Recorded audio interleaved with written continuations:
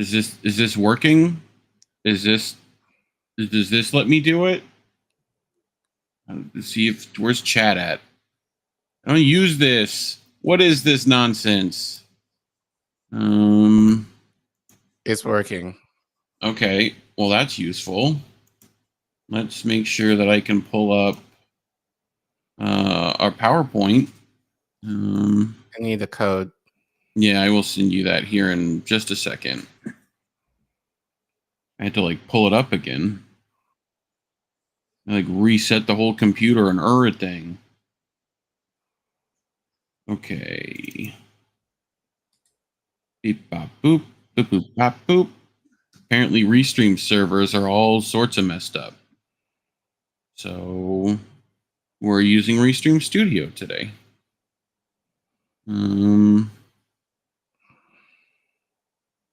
Let's present. Is that possible? And then just start the remote and give you the code. I'll do that in Discord.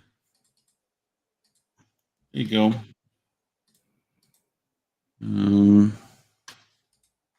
Cool. Well, welcome to Einen News. We're doing it weird this week, but at least we're doing it. That's how things work.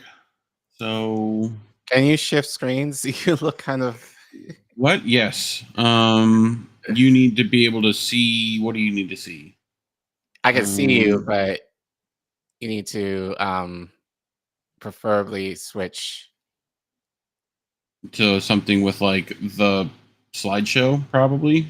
Yeah, but then so if I share screen, this one. How about that? Does that work? Wait, hold on. Sure, that works. Or I can do it the other way. Can you move? Can you move the things? Oh. Yeah, there you go. Oh, I think it took a little longer. Cool. Oh. So, okay. Well, that's weird. Do we do no? I think also this one. No, also can you rotate your image, your screen? Oh, yeah. That probably. Yeah. I can do that. Hold on.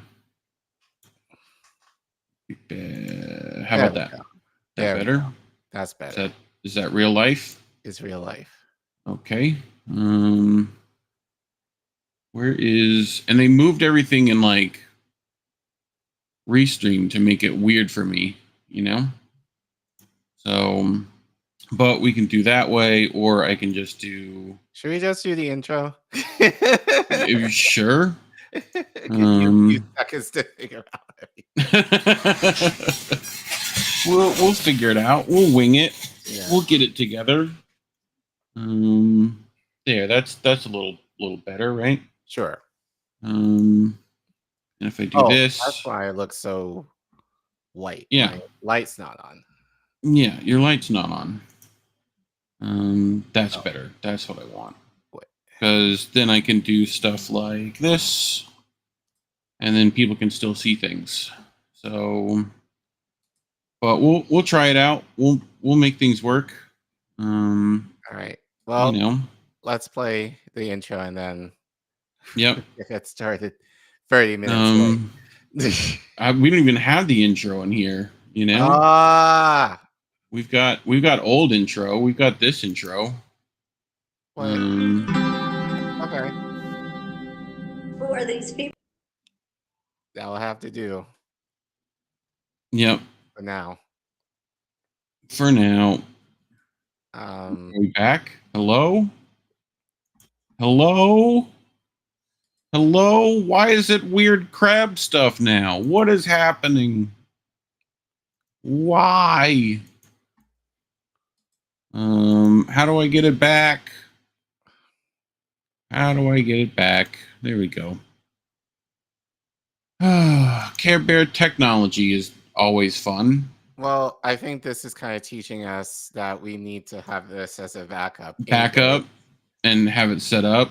Yes. What even is this? What is this? No, just get rid of this. Jesus. Yeah. Anyway, how are you doing? You doing okay? Yeah, sure. I'm all right. I mean, we've had 2 weeks off. Right. First week, really, it was a pre-recording, and then last week you had hurricane Yep. come through, which fortunately didn't affect you as much No. compared to our neighbors. Well, your neighbor up north, but my neighbor down south, North Carolina in particular. So, Right.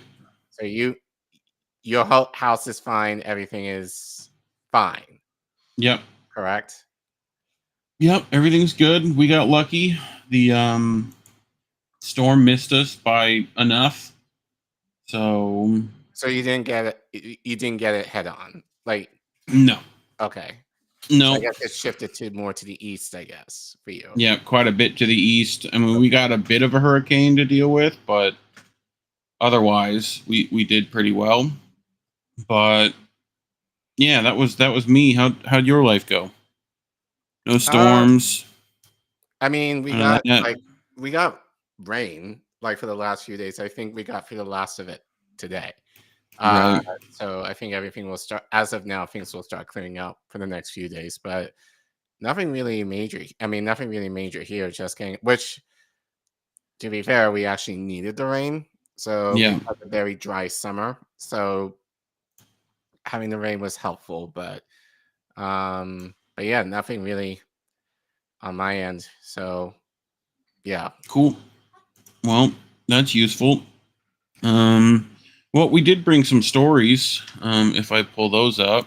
Yeah. Unfortunately, I can't zoomies. I don't think. That's fine. So I'm wearing my glasses, so that's fine. yeah. So Just go over here. yeah, There you go. fine. Cool. So got a lot to catch up, and yeah, I feel not much happened while we were not on hiatus, but away for the last couple of weeks in the independent media space. But it's October. We're, thank God, like just under 5 weeks left from this madness. And Yeah. then depending on what happens, things hopefully will kind of go back to normal. But yeah, we have some stories. That was kind of a lot, and it was kind of hard to choose in a way, but these were the stories that I think, at least the ones I brought, I kind of resonated with somewhat. Right. So obviously we know over the weekend that Iran basically said, you fucked around, now you're going to find out. Yeah. Retaliated against Israel in terms of Israel assassinating Iran's leader over the weekend. So basically Iran was like, fuck it, you're going to get it. So the argument is, while the media is basically presenting this as, yep, we're here. Yes, Adams, thank you for being here and waiting Yeah. for like the last half hour, waiting for Reef to try and fix Restream. So the argument that the West is making in the media is that Israel is winning. We're going to talk about how they're actually losing and losing. Right. So we're going to get into that. And then later on, last Friday, BIBI gave a horrible speech to Yeah. be expected at the UN General Assembly.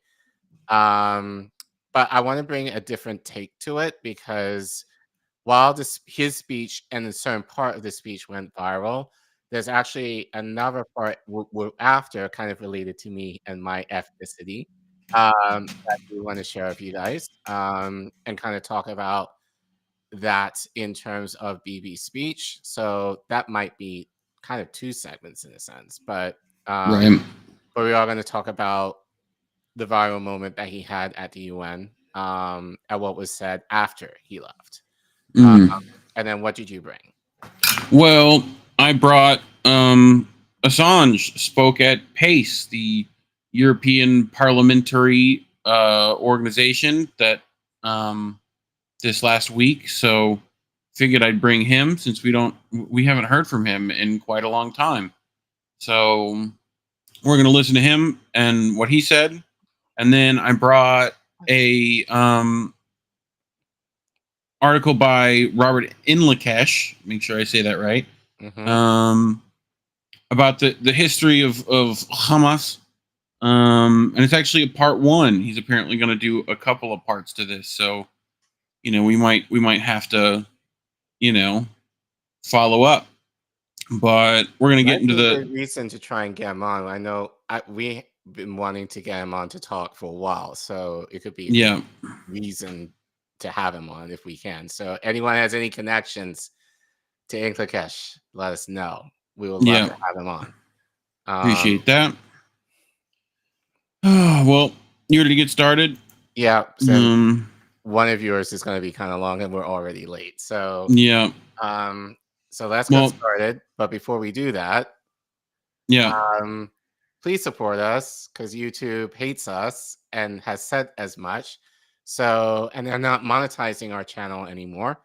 So the way that we can get monetized is through Ko-fi. So if you go to the link below or on your screen, or if you type in !donate, you can get the link in the chat, those of you who are on the YouTubes.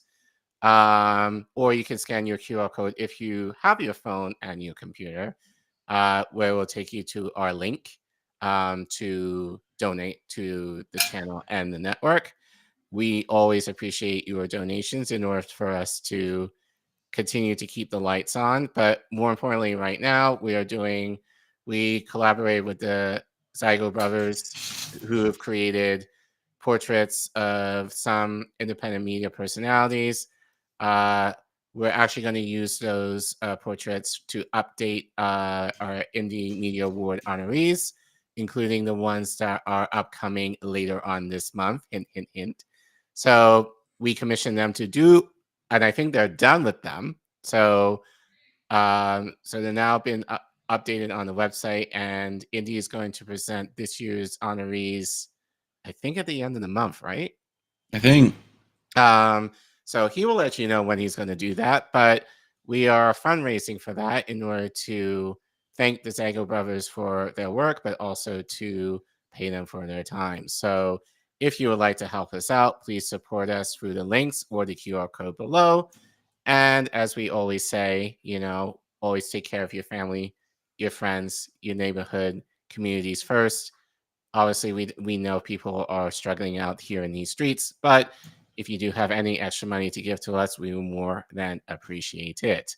And as always, thank you to our current supporters, past and present. So anytime you've donated, whether through when we did have monetization for YouTube or after that, we will list your names here. And the names, there are more of them in recent months. So thank you all for these beautiful supporters.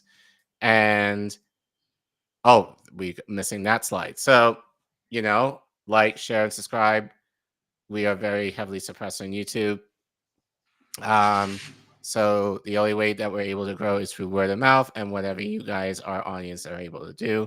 So please support us in mostly just you sharing our work and then subscribing to us, so we can allegedly break the algorithm and they would share our content. Although I don't see why they would do that now. But regardless, I just feel I say this, I'm kind of like, YouTube is not going to do it. So why we even bother? But all the same, we want more people to view our work so that we're able to bring some truth to you all. And we do appreciate you all, those of you who have been around for a while. So thank you guys for watching and supporting us. We love you. Yay. So let's get started, shall we? So first story tonight, Iran finally, and I say this with a heavy heart because we figured it was going to happen at some point. It's just the idea of when Iran was going to pull the trigger, and they did within the last few days. So the media is kind of presenting this as, well, Iran has attacked Israel, so now we got to help Israel to retaliate against them.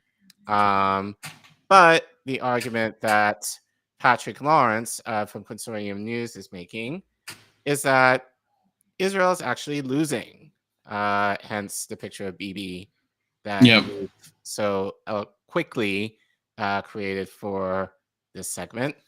So this kind of started, obviously, with, and I said Iran earlier when we were introducing, but it's actually Lebanon and Hezbollah that has been the issue over the last few weeks.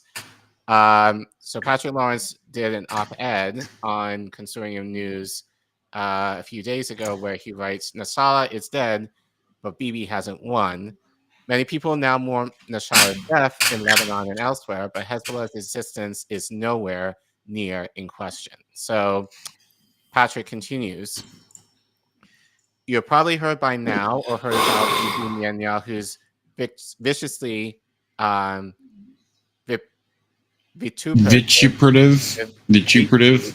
before the UN General Assembly last Friday. We're going to get into that later on tonight.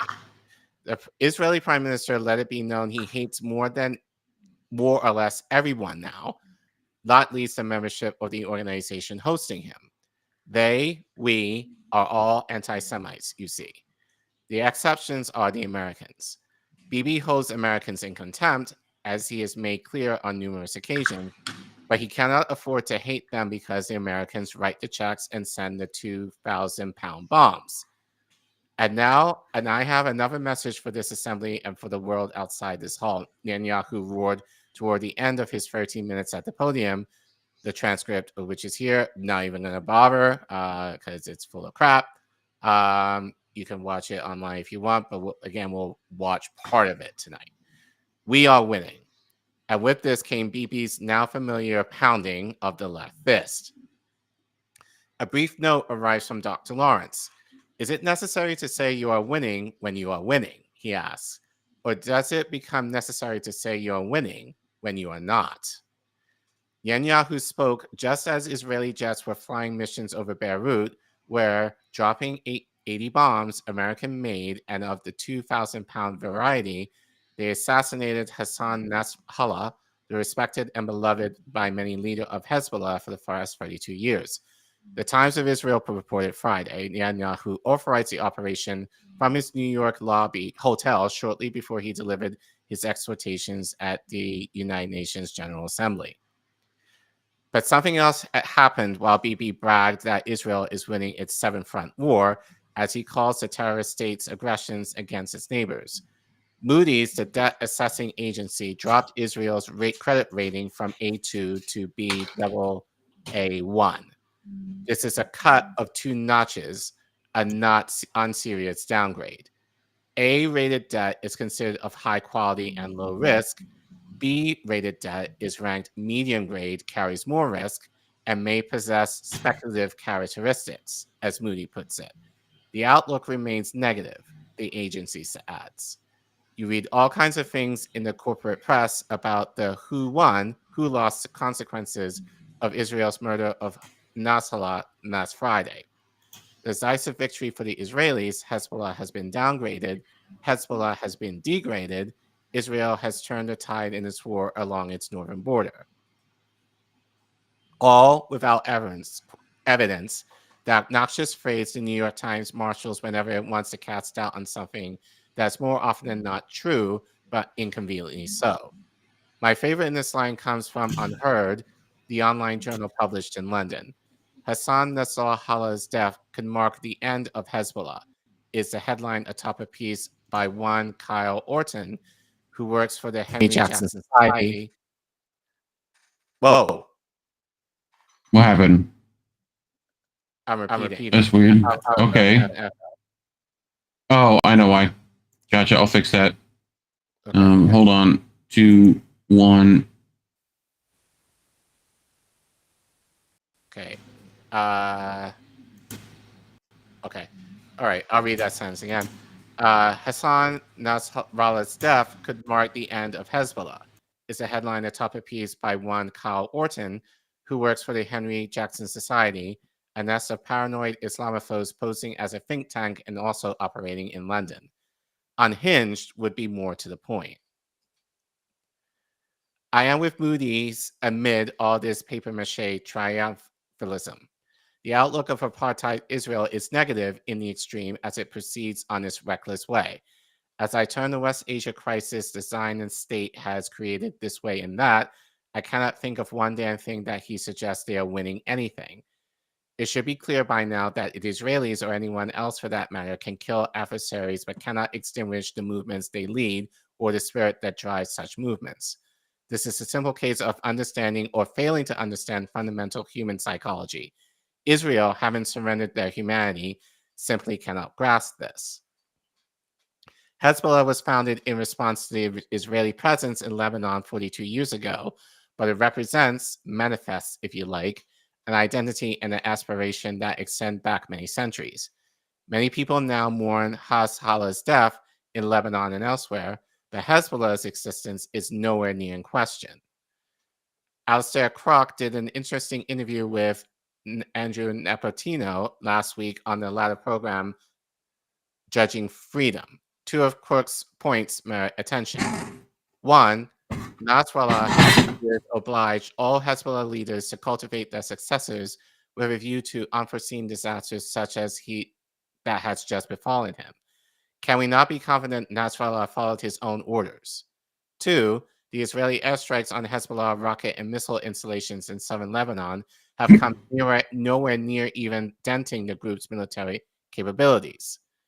Another point in this line, Nasrallah was a prudent leader noted for, among other things, revising Hezbollah's manifesto in 2009 in the direction of moderation.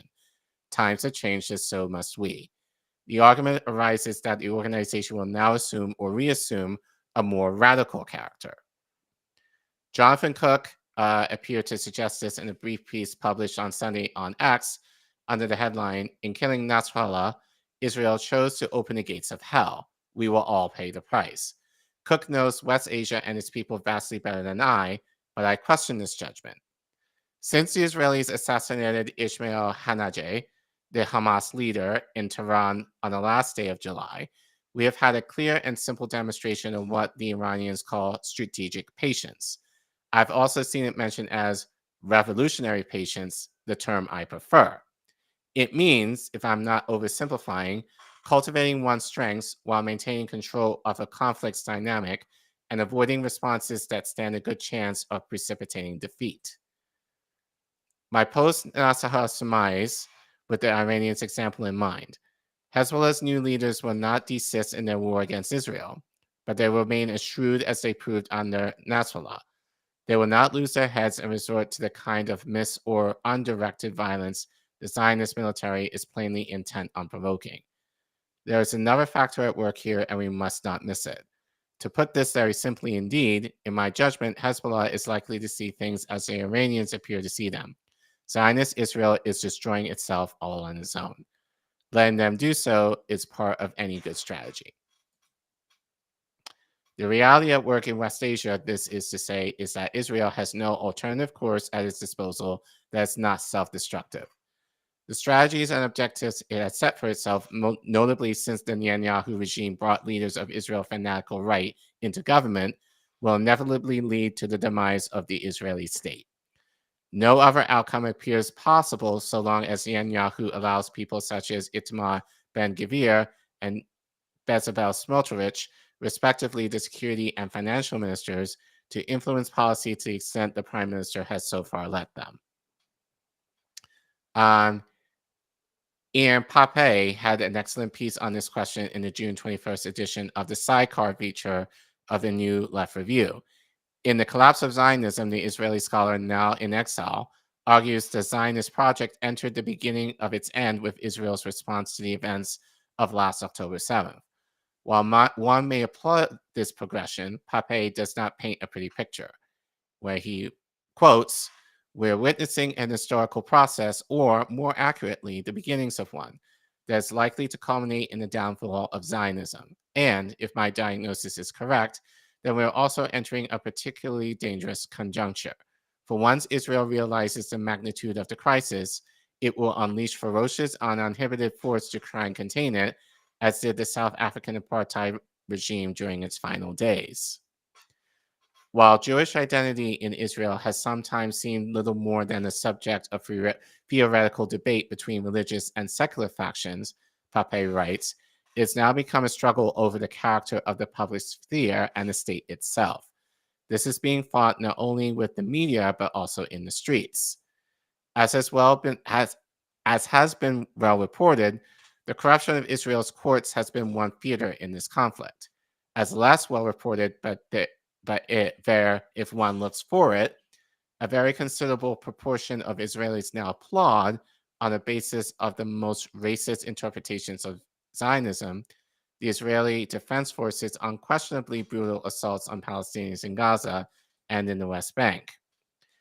Pape seems to think there's no turning back from the grotesqueries, social, political, ideological, and of course military, of post-October 7th Israel. If I read him correctly on this point, I would agree without reservation.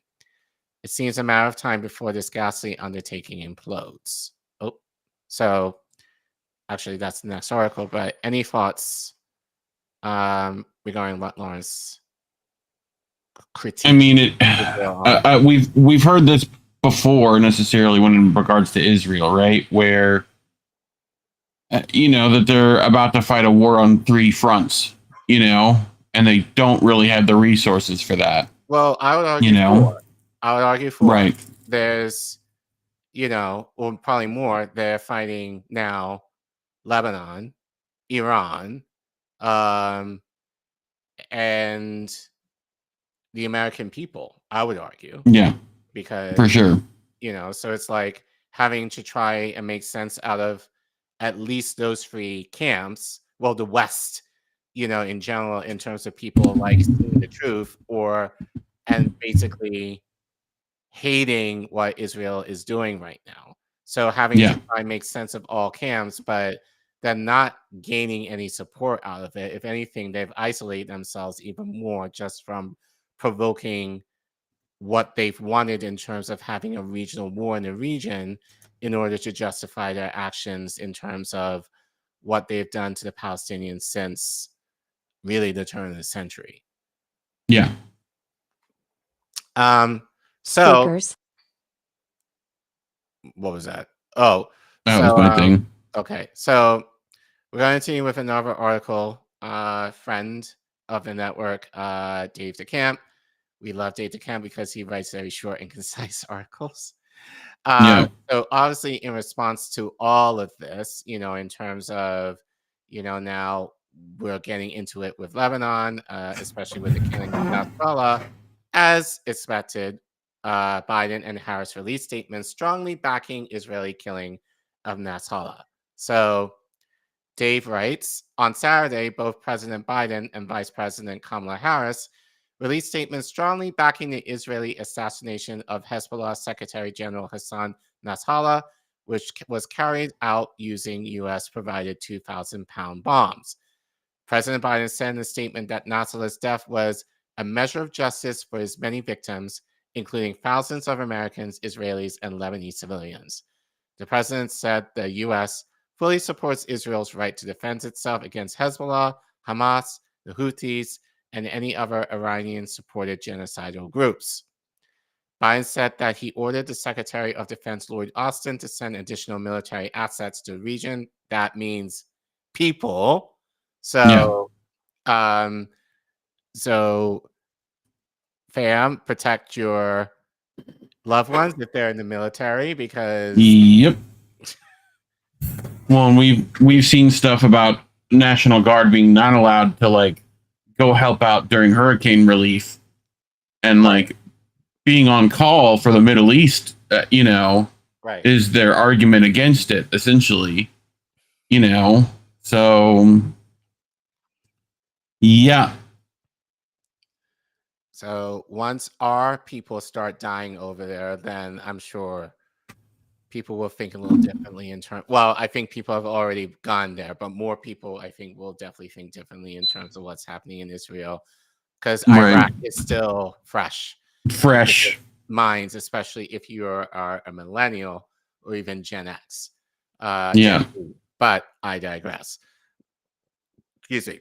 I directed my Secretary of Defense to further enhance the defense posture of the U.S. military forces in the Middle East region to deter aggression and reduce the risk of a broader regional war, he said.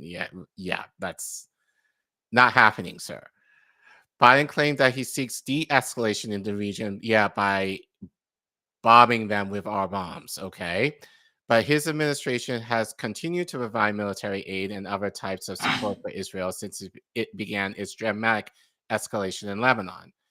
Harris, the 2024 Democratic presidential nominee, released a similar statement saying that Hezbollah's victims have a measure of justice. The vice president said she has an unwavering commitment to the security of Israel. So this is the thing she's saying over and over again. Right. People are justifying to vote for her because Trump is much worse. So Allegedly. Well, right. I mean, I've said this even on Twitter, like, if you're worried about Trump, you should be more worried about BIBI, because Biden, Harris, and Trump are basically sucking his nuts right now. So, like, if you want a greater evil, it's BIBI. And BIBI's got a hold Benjamin on all Netanyahu. So, BIBI is the one that everybody should be more worried about, because basically he has his hold over basically all of our government. And so, I mean, that's just my opinion. But again, I digress. I will always support Israel's right to defend itself against Iran and Iran-backed terrorist groups such as Hezbollah, Hammas, and the Houthis, Harris added. So basically just parroting what Biden said. So again, like, why people voting for Harris when she's basically said what Biden has said, and people were willing to drop Biden at a dime of a hat. Anyway, Harris also claimed that the administration was working on a diplomatic solution, again, by sending bombs. Okay. But the day before Nasrallah was killed, Israeli Prime Minister Benjamin Netanyahu rejected a U.S.-backed ceasefire proposal, and Israel said it secured $8.7 billion in new military aid from the U.S. So, fuck what's happening in North Carolina in Asheville, which is basically underwater right now, and fuck the South for what happened in the hurricane that just passed by you. But send more money to Israel right now. And it's funny because even online, I heard people say you're doing the left wrong because Biden has given aid to people who are affected, but through FEMA and all that kind of stuff. I'm like, well, I've seen plenty of TikToks and people on Twitter whose homes are basically floating in rivers, at least a few days ago, who obviously think differently right now. So yeah, I mean, think what you want, but the idea, like, we're so willing to send more money out the door, especially at a time like this, and especially like within 5 weeks of the election, I think is just nuts. But so anyway, an Israeli official told ABC News that Israel decided to kill Nasrallah because he wouldn't separate the situation at the Israeli-Lebanon border from Gaza. Hezbollah had been clear that it would stop its attacks on northern Israel if there was a ceasefire in Gaza. The Israeli airstrikes that killed Nasrallah leveled multiple resident buildings in Beirut. The attack also killed Abbas Nifrashan.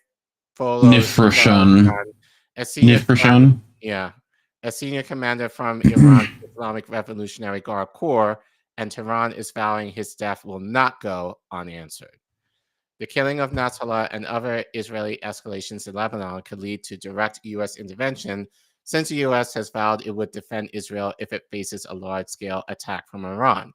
U.S. troops in Iraq and Syria could also come under attack from local Shia militias in response to U.S. support for the killing of Nasrallah and the slaughtering of civilians in Lebanon.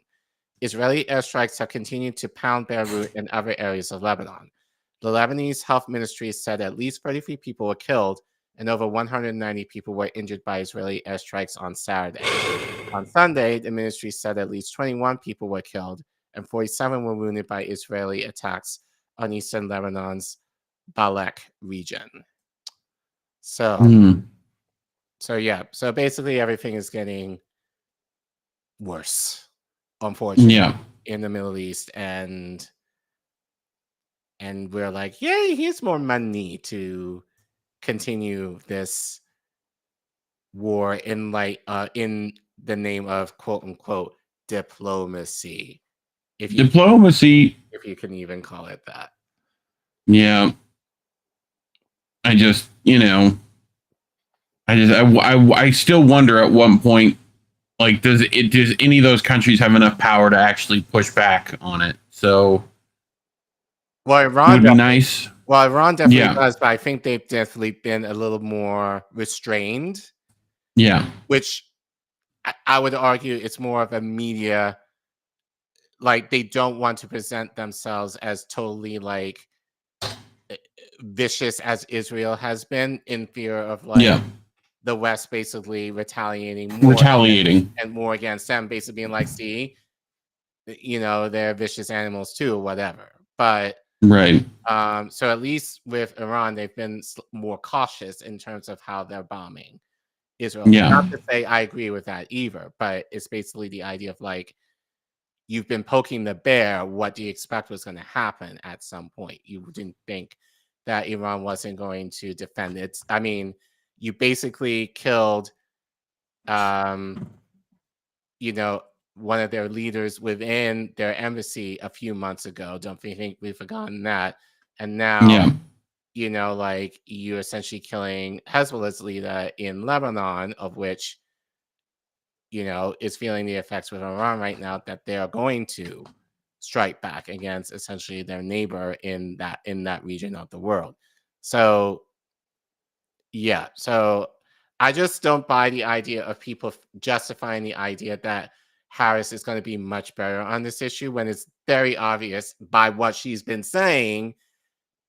Like, you can assume that she's not going to stop this in any way, shape, or form, other than kind of be, I would argue in a way, Biden has been kind of sympathetic too in certain aspects with the Palestinians, but it's not anything different. Kamala's not proving herself to be any different on this issue than Biden has been.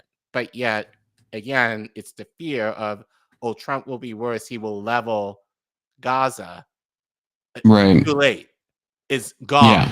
It's gone already. Like, infrastructure is just gone. So what are you talking about? He's going to level it. It's done already. And now under Biden, we're escalating. So, so it's just kind of like the cognitive dissonance that I'm just kind of over. Right. And, I'm just kind of like, as I said, if you have family who's in the military, hold on to them close or have them leave, because that's where they're going. And once we accumulate deaths, American deaths, in terms of what's happening in that war, I think people will question whoever is going to be in office within the next couple of months, but most certainly Harris, if that's the case. Yeah. And I think people will start maybe regretting ever supporting her, but we'll see. We'll see. I think I gotta do this to bring it back. There you go. So, well, stories like these are the reasons why YouTube hates us and no longer monetizes us, but you can anyway through Ko-fi. So if you go to the link below at the bottom of your screen, or if you scan your QR code if you have a phone, you can donate to us that way. And when you do, I'm not sure how it's going to work on this, but Restream will let us know when you have donated, and we will thank you live. So, so thank you in advance for your support by Ko-fi. And please support us, in terms of helping this channel grow and being able to continue to talk about stories like these. Don't forget to like and subscribe, and please share our content in an effort to fight the suppression that we have on YouTube, especially, and make sure we leave a comment. We do read those, by the way. So And sometimes if we like you, we will respond to them. So yeah, help us get to 3K. We've actually been growing thanks to you guys, and actually thanks to Eva Bartlett, who we had on a couple weeks ago. Great interview with her. Definitely check those out. Interview and the clips that we've put out on that when she was on. And thank you guys for watching. Yeah. Well, before we get to that, we should probably pressing buttons on the normal thing that I would normally do, and it's not doing the things I want, you know? Right. I had to go here. There we go. We should probably go look at chat. Yeah. So Ind Imperialism on the Rumble said had to detour through an old wealth neighborhood and saw a bunch of Harris Wall signs for the first time. Very telling, in my opinion. Yep. That has to be the only people that she appeals to, is over 50, 60, 70, you know, that kind of stuff. Sure. What do you got over on YouTube? Let's see. So actually, we got a few compliments.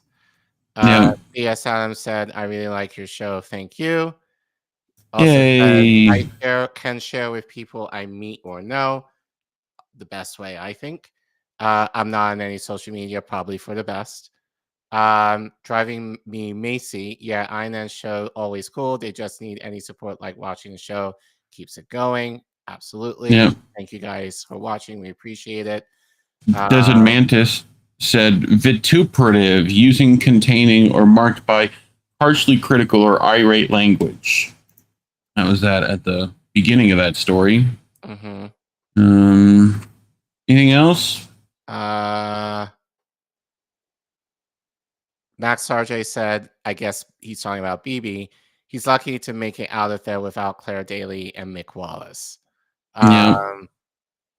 Sure. Although they can still do something, they're not dead. I think he means Julian possibly as well. Oh yeah, probably that too. Yeah. Which we might as well get into that if you're ready. Yeah. So let me pull this over on the side while I have it too. So let's go. I hover over this and do this, and I think it brings it back. Cool. Well, did you watch Julian Assange's address Tuesday? I did not. So this will be very interesting to see what he has to say, because we've been waiting for him to say boo for months now. Right. So, well, he was at the Committee of Legal Affairs and Human Rights of the Parliamentarian Assembly of the Council of Europe, aka PACE. You'll hear that abbreviation coming forward. So, yeah, a lot to get to, but we'll start with in the description below is the link to the entire transcript of his statements, his questions. We're not going to go through all of it because we would be here for 45 minutes. But you know, you're welcome to go through that yourself. And we're probably going to watch this at speeds, inhuman speeds. So that'll be fun to hear what Julian sounds like sped up. So, but you know, we'll see. But here he is, and here's his opening statements. So let's go ahead and playback speed. We'll do 1.25. So if it took, did it take? No, it just skipped a slide. Yay! I love when it does that. Play. Mr. Chairman. Here, settings, playback speed, 1.25. Play. Esteemed members of the Parliamentary Assembly of the Council of Europe, ladies and gentlemen. The transition from years of confinement in a maximum security prison to being here before the representatives of 46 nations and 700 million people is a profound and a surreal shift. The experience of isolation for years in a small cell is difficult to convey. It strips away one's sense of self leaving only the raw essence of existence. I am yet not fully equipped to speak about what I have endured, the relentless struggle to stay alive, both physically and mentally, nor can I speak yet about the deaths by hanging, murder, and medical neglect of my fellow prisoners. I apologize in advance if my words falter or if my presentation lacks the polish you might expect from such a distinguished forum. Isolation has taken its toll, which I am trying to unwind, and expressing myself in this setting is a challenge. However, the gravity of this occasion and the weight of the issues at hand compel me to set aside my reservations and speak to you directly. I have traveled a long way, literally and figuratively, to be before you today. Before our discussion or answering any questions you might have, I wish to thank PACE for its 2020 resolution, which stated that my imprisonment set a dangerous precedent for journalists and noted that the UN Special Rapporteur on Torture called for my release. I'm also grateful for PACE's 2021 statement, expressing concern over credible reports that US officials discussed my assassination, again calling for my prompt release. And I commend the Legal Affairs and Human Rights Committee for commissioning a renowned rapporteur, Suna Iversdottir, to investigate the circumstances surrounding my detention and conviction and the consequent implications for human rights. However, like so many of the efforts made in my case, whether they were from parliamentarians, presidents, prime ministers, the Pope, UN officials and diplomats, unions, legal and medical professionals, academics, activists, or citizens, none of them should have been necessary. None of the statements, resolutions, reports, films, articles, events, fundraisers, protests, and letters over the last 14 years should have been necessary. But all of them were necessary because without them, I never would have seen the light of day. This unprecedented global effort was needed because the legal protections that did exist, many existed only on paper, were not effective in any remotely reasonable time. Any questions? Not a question, but a comment. Okay. I don't want to sound ungrateful. I don't want to sound like it. I get it. I don't know. Like, he just sounds too phoned in for me here. Like, I can understand why, because I'm sure there's a lot. I think it's part of his plea deal. I'm sure there's a lot of stuff he's not allowed to say. But Right. all the same, it just seems like emotionless in what he was saying. Like, it just seems like it doesn't seem real to me that he went through what he went through. I figured there would be a lot more, I don't know, type of emotion. It's a very polished speech so far. It's too polished and too dry. It's like, it doesn't seem it only seems like he was in prison for maybe like a day versus like close to what, 30 years? Well, it definitely didn't kill his sharpness, I don't think, so far. So no, you know, which was what we were worried about for a long time, given what we were hearing, you know, the interference of his health. So I mean, obviously he's out now, so he's had time to kind of recoup and like at least start healing. But I would imagine with what he had to experience.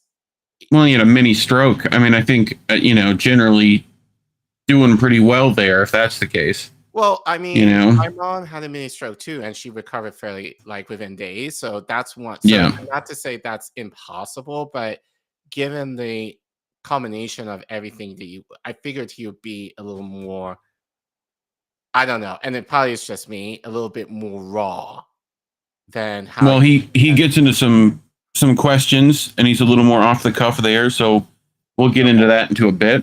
Okay. But this is definitely his like premeditated statements. So let's do this.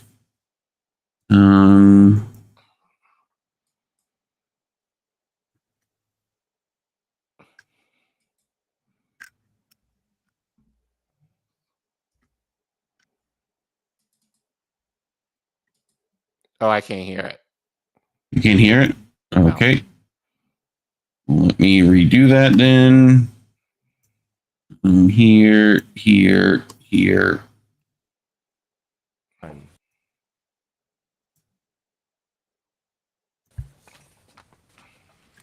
I eventually chose freedom over unrealizable justice after being detained for years and facing a 175-year sentence with no effective remedy. Justice, for me, is now precluded as the US government insisted in writing into its plea agreement that I cannot file a case at the European Court of Human Rights or even a Freedom of Information Act request over what it did to me as a result of its extradition request. I want to be totally clear. I am not free today because the system worked. I am free today after years of incarceration because I pled guilty to journalism. I pled guilty to seeking information from a source. I pled guilty to obtaining information from a source. And I pled guilty to informing the public what that information was. I did not plead guilty to anything else.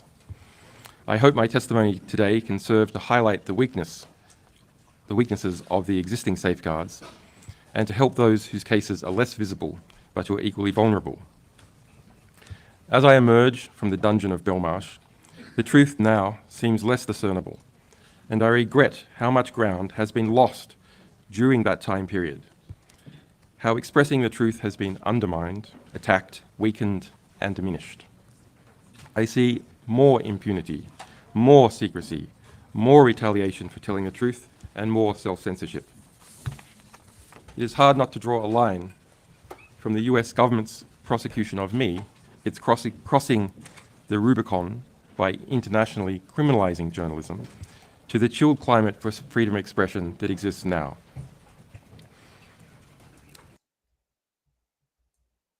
You catch all that? I did. This is why I feel like this speech is phoned in, because he's saying, I'm guilty for telling the truth. Right. That's nothing that it's not to say he's ashamed of it, and he basically saying the law, justice won.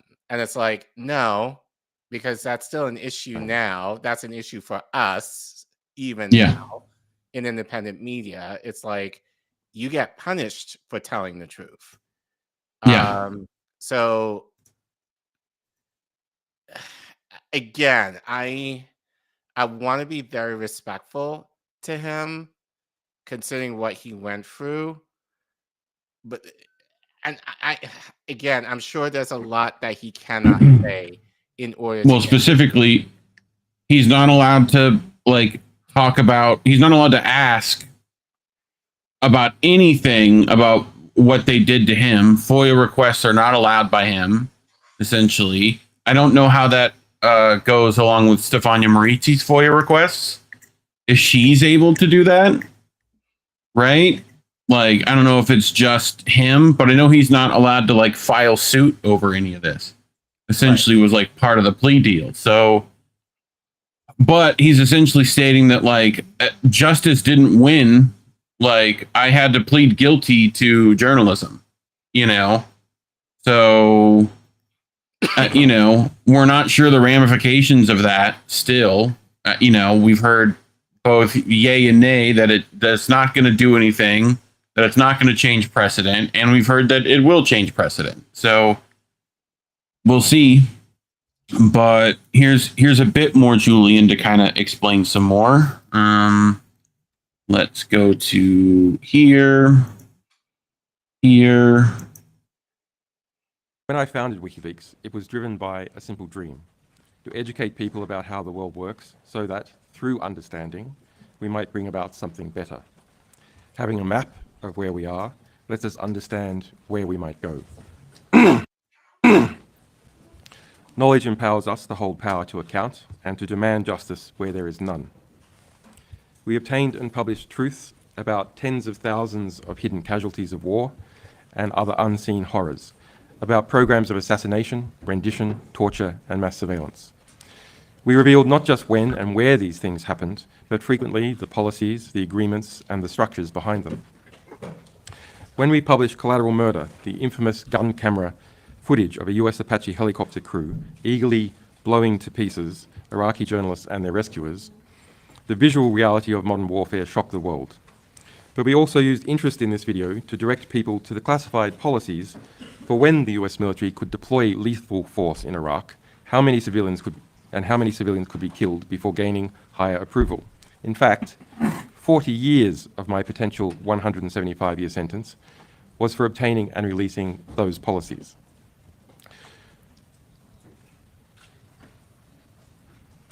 The practical political vision I was left with after being immersed in the world's dirty wars and secret operations is simple. Let us stop gagging, torturing, and killing each other for a change. Get these fundamentals right, and other political, economic, and scientific processes will have space to take care of the rest.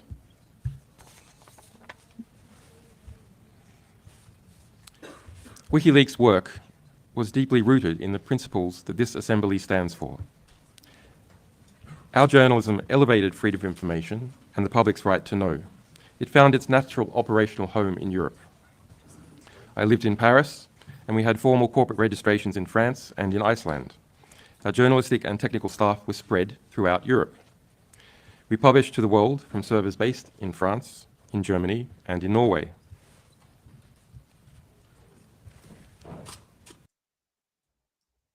So specifying where he had like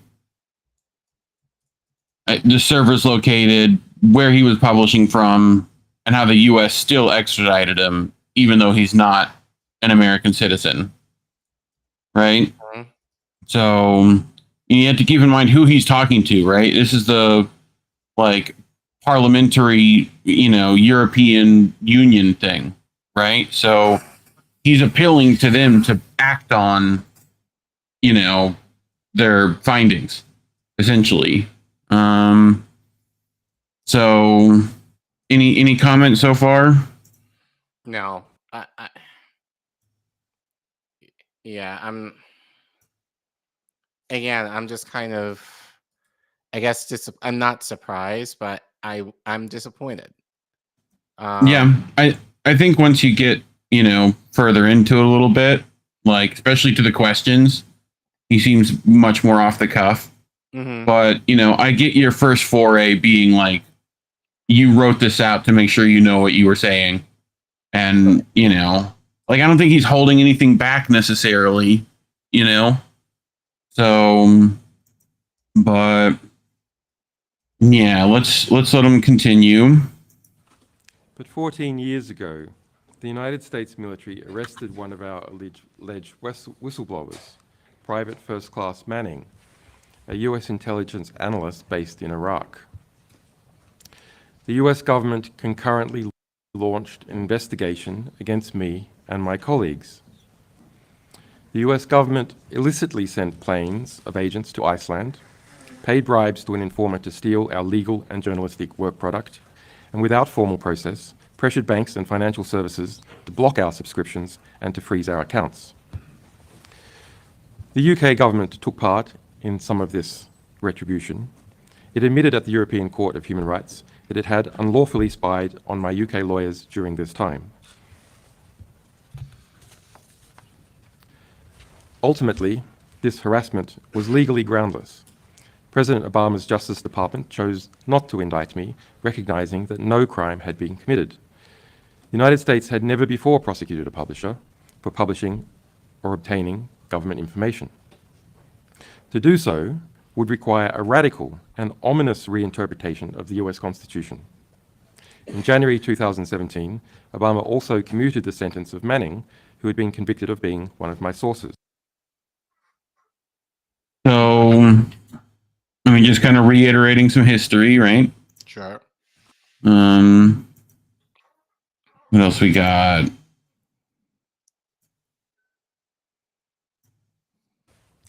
However, in February 2017, the landscape changed dramatically. President Trump had been elected, he appointed two wolves in MAGA hats, Mike Pompeo, a Kansas congressman and former arms industry executive. Pay attention, Trump supporters. And William Barr, a former CIA officer, as US Attorney General. By March 2017, WikiLeaks had exposed the CIA's infiltration of French political parties. It's spying on French and German leaders.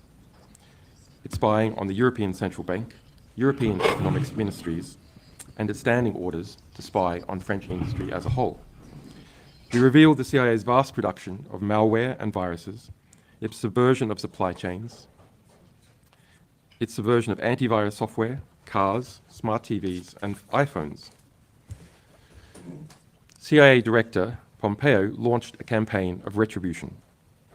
It is now a matter of public record that under Pompeo's explicit direction, the CIA drew up plans to kidnap and to assassinate me within the Ecuadorian embassy in London, and authorized going after my European colleagues, subjecting us to theft, hacking attacks, and the planting of false information.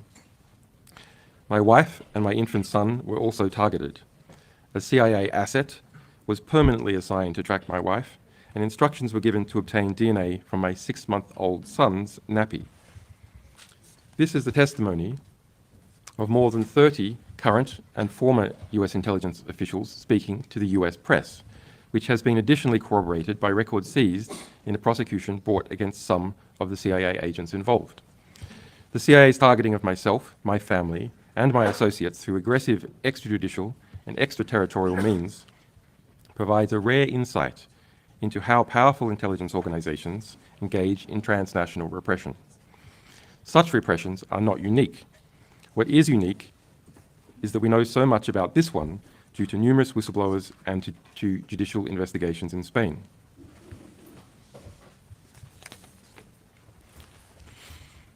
This assembly is no stranger to extraterritorial abuses by the CIA.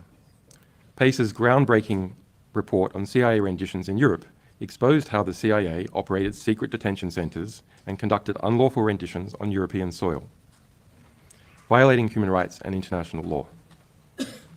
In February this year, the alleged source of some of our CIA revelations, former CIA officer Joshua Schulte, was sentenced to 40 years in prison under conditions of extreme isolation. His windows are blacked out, and a white noise machine plays 24 hours a day over his door so that he cannot even shout through it. These conditions are more severe than those found in Guantanamo Bay. But transnational repression is also conducted by abusing legal processes. The lack of effective safeguards against this means that Europe is vulnerable to having its mutual legal assistance and extradition treaties hijacked by foreign powers to go after dissenting voices in Europe. In Michael Pompeo's memoirs, which I read in my prison cell, the former CIA director bragged about how he pressured the US Attorney General to bring an extradition case against me in response to our publications about the CIA. Indeed, acceding to Pompeo's requests, the US Attorney General reopened the investigation against me that Obama had closed and rearrested Manning, this time as a witness. Manning was held in a prison for over a year, fined $1,000 a day in a formal attempt to coerce her into providing secret testimony against me. She ended up attempting to take her own life.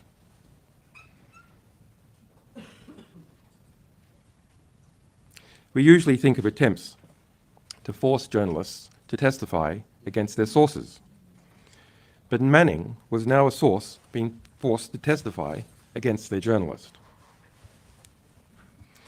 By December 2017, CIA Director Pompeo had got his way, and the US government issued a warrant to the UK for my extradition. The UK government kept the warrant secret from the public for 2 more years, while it, the US government, and the new president of Ecuador moved to shape the political, the legal, and the diplomatic grounds for my arrest.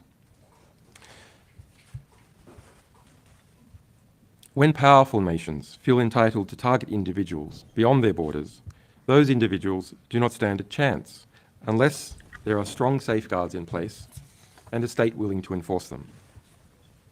Without this, no individual has a hope of defending themselves against the vast resources that a state aggressor can deploy. If the situation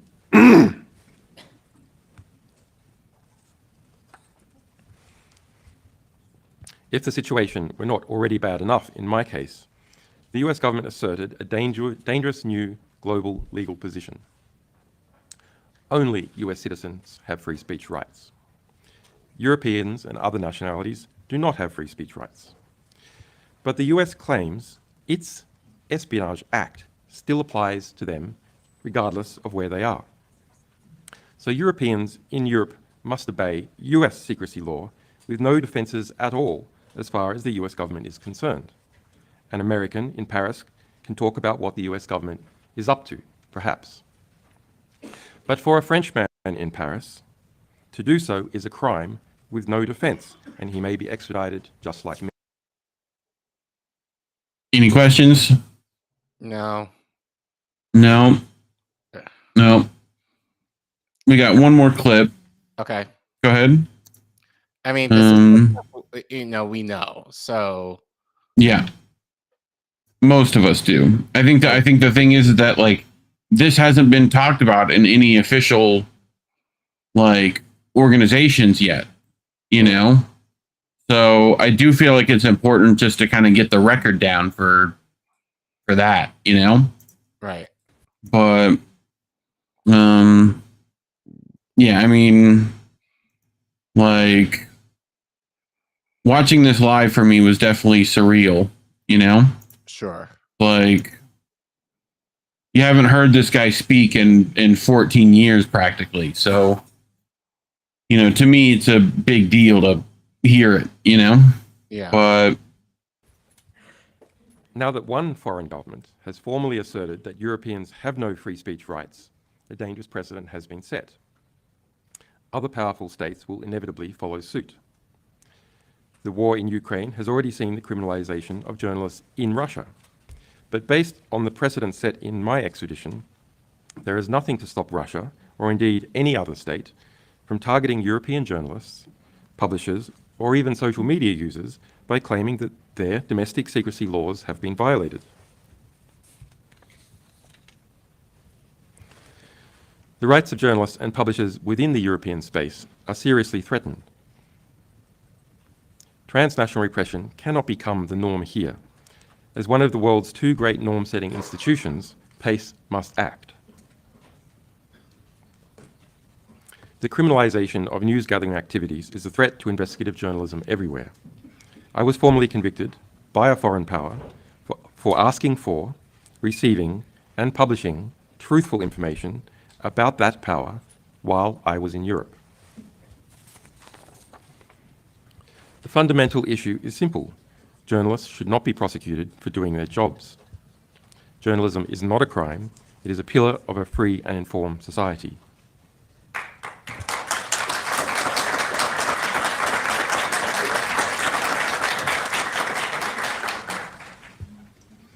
Mr. Chairman, distinguished delegates, if Europe is to have a future where the freedom to speak and the freedom to publish the truth are not privileges enjoyed by a few, but rights guaranteed to all, we must act so that what has happened in my case never happens to anyone else.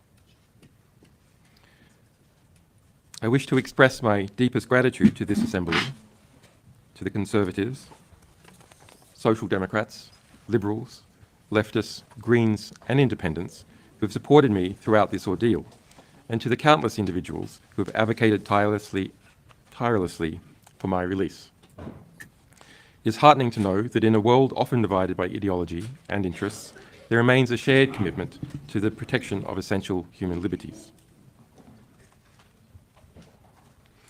Freedom of expression and all that flows from it is at a dark crossroad. I fear that unless institutions like PACE wake up to the gravity of the situation, it will be too late.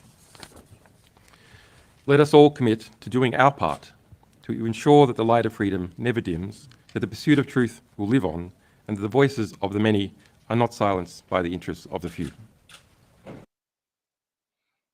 Well, that's a statement. So we're going to get into more off the cuff things here in a second. You could tell why I'm not happy with that last clip, you know? Yeah. And I think look, where's he been getting his information for 14 years? Right? I don't think they just let him, you know, get on the interwebs while he's locked up, you know? So he's getting all of this in the span of a month or so, right? And this lady has already put up plenty of stuff in regards to Navalny that people were not happy about. So, Yeah. you know, look, he's going to be talking to other journalists. I hope, and I hope they set both of them straight. Would be nice on that. I don't want Julian Russia-phobing, you know, but I think I get why he's telling the European group that, you know, but like, yeah, especially when, you know, UK's detaining journalists now for that, correct? Correct. So not the best in that regard, but any thoughts before we head to the Q&A? No, I mean, yeah, just disappointed. I think your expectations were a little high too.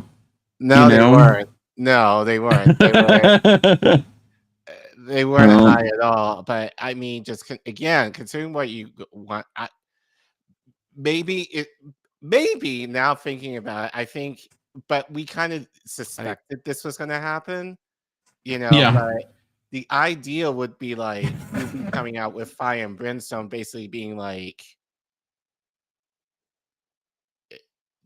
yeah, You motherfuckers did this bullshit. Like, basically. yeah, would be nice, you know, but no such luck, I guess. yeah, I think it's also the room he's in. You can't quite go that hard in there, you know, but like, you know what? I don't think I would be as bothered at this, and I think I figured it out. If he has, this was basically his first, speaking thing on camera anywhere. On camera since he was released. We were thinking, oh, he's out. He's going to be speaking within like a day or giving a press statement or something. No such thing. He went back to Australia. Now, granted, first thing, if I was going to be in prison for that long, obviously I would want to see my family and all of that and enjoy that. So yeah, fine. But it's been what, like over 2 months since he's been out, and like now this is the first statement that he's been given, or I say allowed to give, right. since he's been acquitted. So I think this just really fell flat for me, because it's just kind of like I think people were waiting and waiting and waiting, and people were just like, okay, Yeah, it's a bit anticlimactic. Yeah, in some respects. like Well, you know, too little, too late type of thing. sure. But yeah, well, here's his, you know, Q&A with no, I think only members of PACE were allowed to ask, and then I think like there's still rapporteurs of PACE. Like it wasn't any of the members of the public. That's what I'm waiting for. I would like to get interviews with Stefania, with Consortium, with like the people that I think really deserve talking to him. Like I want someone talking to him and asking him questions. And, you know, that's what I would prefer. But yeah, here's his some of responses for why he wanted to be there. I am here because I believe it is an essential first step for PACE to act, to get the ball rolling, to address the problems of transnational repression, and also to make it clear that national security journalism is possible within European borders. As for my readaptation to the big wide world outside of house arrest, an embassy siege, and maximum security prison, it sure takes some adjustment. It's not simply the spooky sound of electric cars. They are very spooky.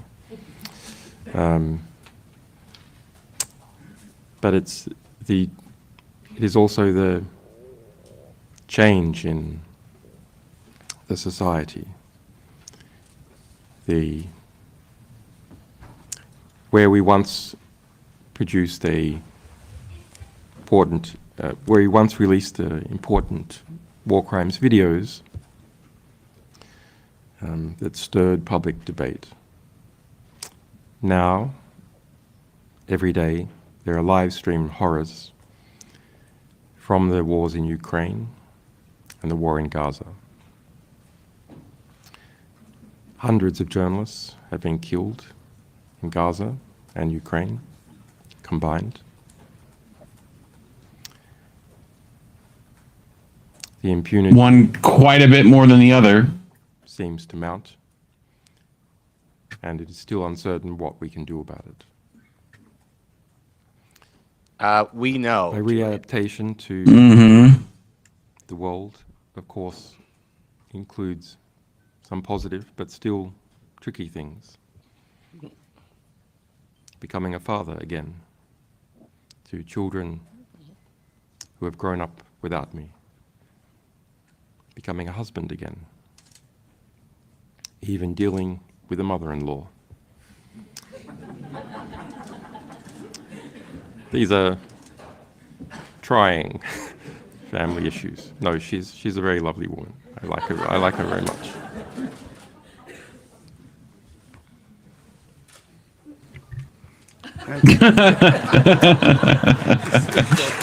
Uh-huh.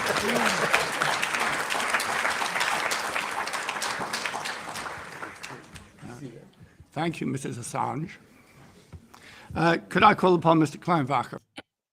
But yeah, I mean, she shut that mic off quick, like before you dig your hole too quickly, you know. But yeah, I mean, that felt a much more off the cuff, you know. Yeah, I mean, it humanized him a bit, you know, which is Yeah. great.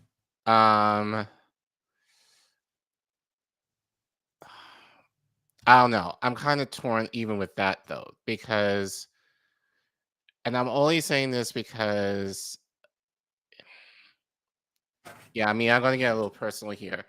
Like, someone like my dad, who has made it his life's work essentially to, he's Pan-African, so you know, for him, the movement that is Pan-Africanism has, I think, it's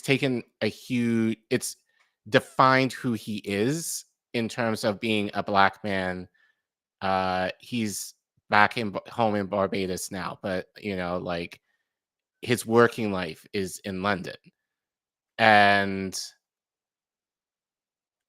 I believe he made the decision, you know, in terms of definitely by the time I was born, you know, like, to either be with family or choose the movement. And in my opinion, he chose the movement. Now, I think for me, the effect of not necessarily I knew who he was, but obviously, you know, him essentially kind of being committed to the movement versus his family in certain ways, I think could be argued as maybe wrong. And I think when I was a lot younger, I would have believed that, oh, he should have chose his family. And I'm not entirely sure if I still think that way now, but now, as an adult, I can kind of understand why. And I Right. think, and I'm saying that because I believe, in my heart feel like Julian had to make a similar choice Yeah. to choose the movement or essentially Well, be comfortable. and it really, didn't even have the choice himself. It was chosen No. for him, No, you know? right. And so my thing is, are you going to accept that role or essentially be comfortable in the family? And you can make the case for either or. Yeah. But, and I get it, his kids are young. And there was a point where we didn't know if Julian was going to be Would see alive. them. Yeah. Right. So I understand and respect the idea of him wanting to see his family. That I totally get. But what I also get is if his kids will grow up to be anything like me, they will grow up to understand what their father was doing and the legacy that essentially he is leaving behind for them is the idea Yeah. of, as Indy has in his X bio, like, journalism is not a crime. Yeah. And I think once they come to that understanding as adults in light of understanding their dad and what he was in jail for, I would like to think they would get it. Right. So again, I'm torn because I can make the case for both. And I don't think really it really is a right or wrong answer here. So that's why I'm kind of going to. So while in certain ways I am disappointed, like I also want to be fair because chances are I'll never be in the position where Julian would be. And I don't know what in his mind he was probably thinking in terms of making this deal in order for him to be released. Like I probably will never be in that position.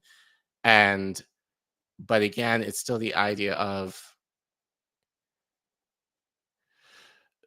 this issue was because it's bigger than him at this point. And Yeah. so it was the idea of like, would you be able to follow up within that legacy? And yeah, you would lose. I think you would be sacrificing a lot, but what would you gain in terms of having journalism in of itself be more of a reflection of what it should be versus what it has become in terms of being a slave essentially to the establishment and corporations. So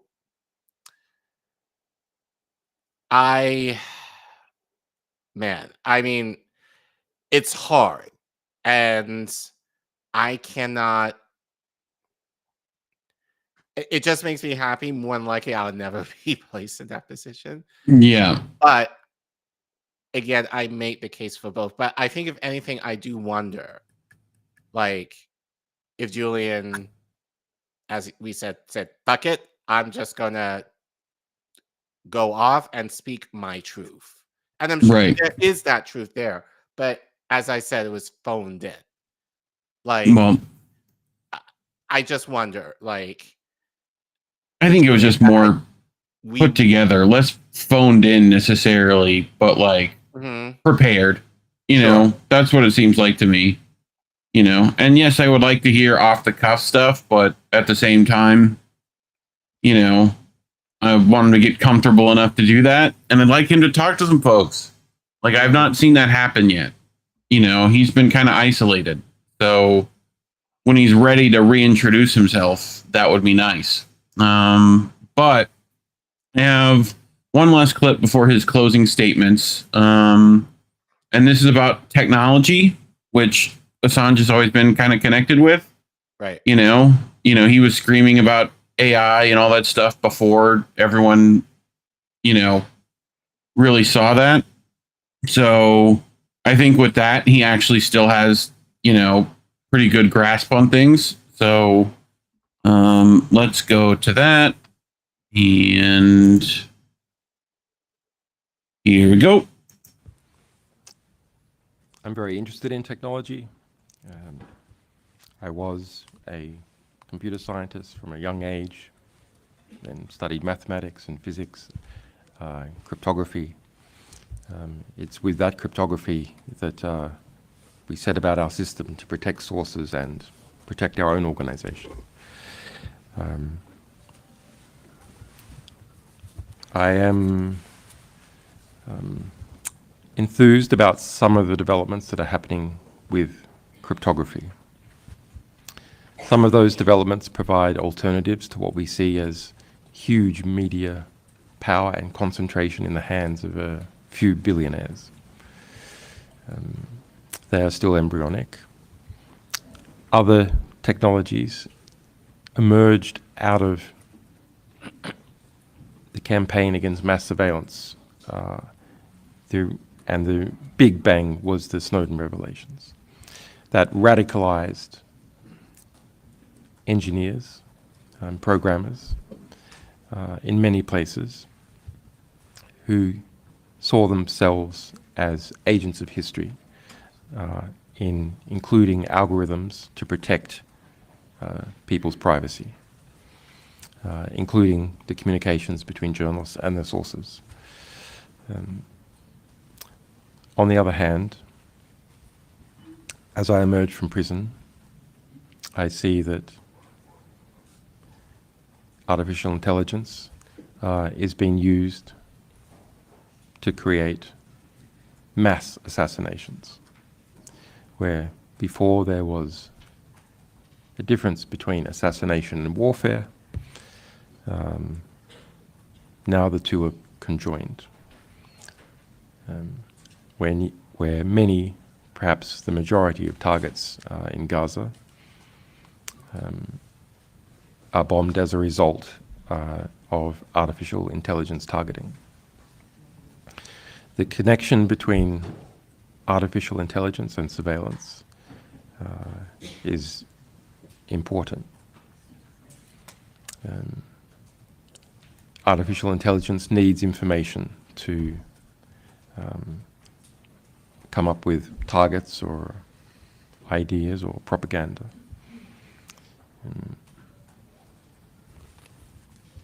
And when we're talking about the use of artificial intelligence to conduct mass assassinations, surveillance data from telephones, internet, is key to training those algorithms. So there's a lot has changed. Some things have remained the same. There's a lot of opportunity and a lot of risk. I'm still trying to understand where we are, but hopefully we'll have something more useful to say in due course. Thank you, Mr. Assange. Now, there was an indication from another member of the Assembly. But that I felt like he had together. He mentioned Lavender AI. Yep. Not by name, but by practice, and talked about that on this show, and among many of AI targeting and the information they use. But that was great from him, in my opinion. You know. Mm-hmm. So, but yeah, he had very short closing statements, which we can get to and wrap this up. So let me set that up and go here, pull this up, and action. In 2010, I was living in Paris. I went to the United Kingdom and never came back until now. It's good to be back. It's good to be amongst people who as we say in Australia, who give a damn. It's good to be amongst friends. I would just like to thank all the people who have fought for my liberation and who have understood, importantly, that my liberation was coupled to their own liberation.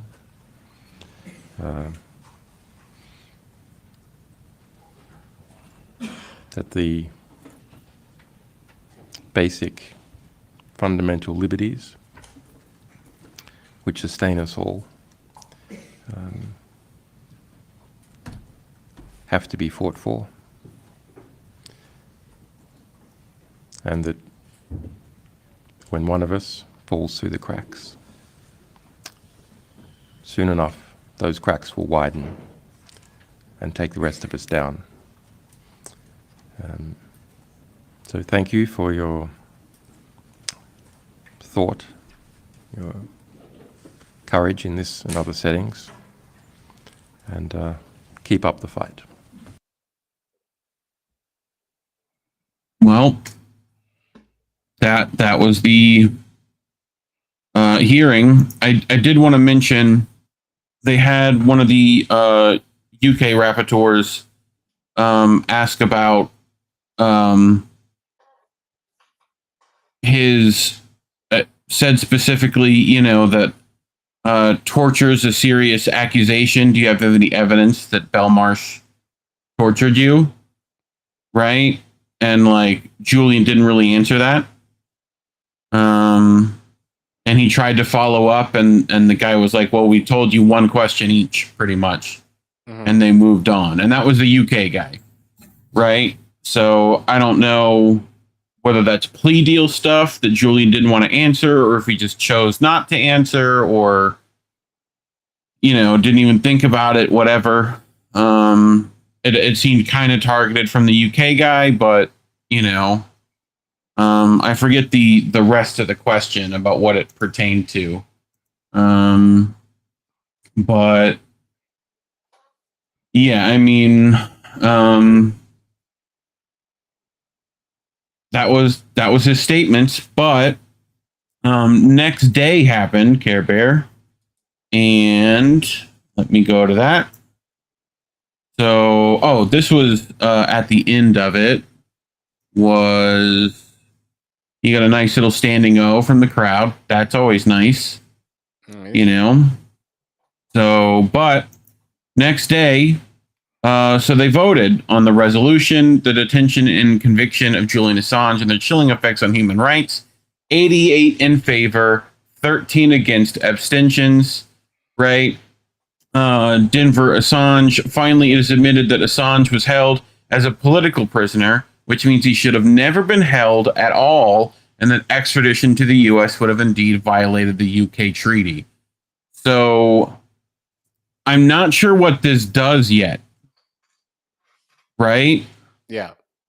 Like, you know, I don't know if this wipes slate clean, so to speak, or what happens with that. You know, I know people are still fighting for a pardon on Assange, so that's important.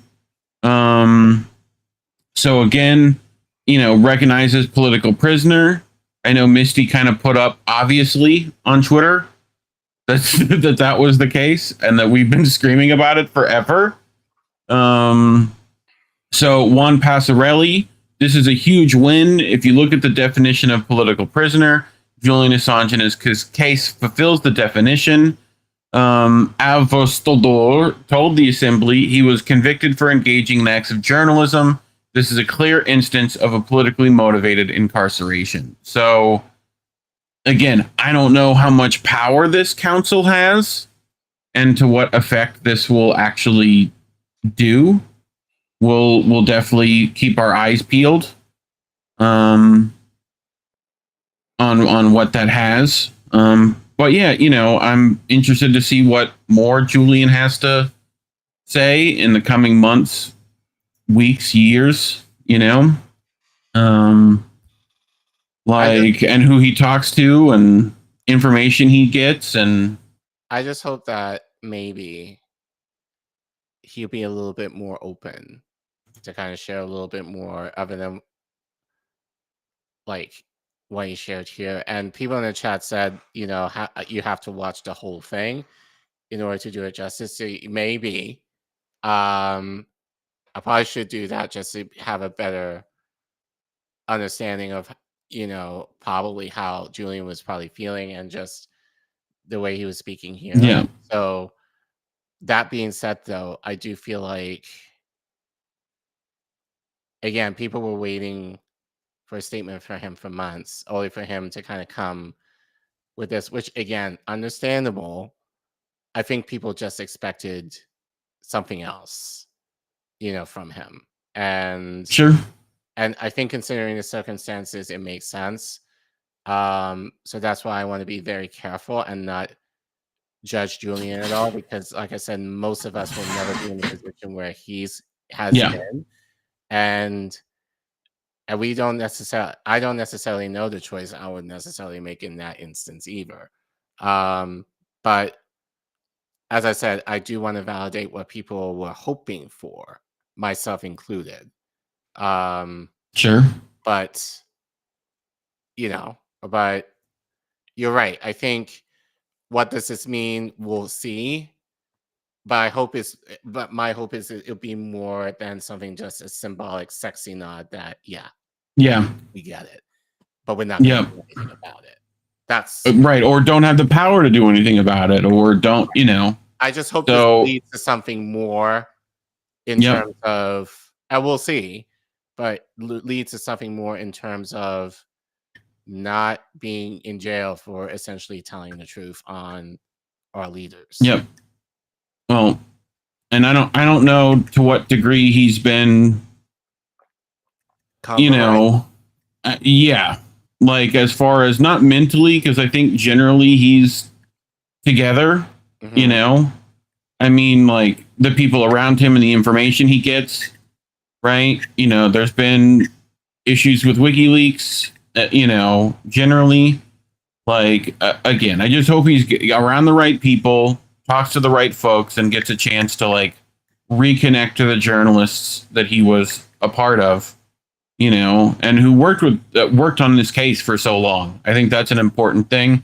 I think Consortium should be first and center, in my opinion, for an interview, you know.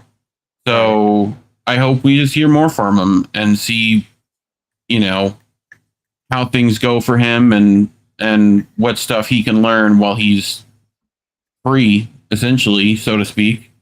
You know, as free as any of us can be. But I think this is important for him about like setting in place extradition stuff, right?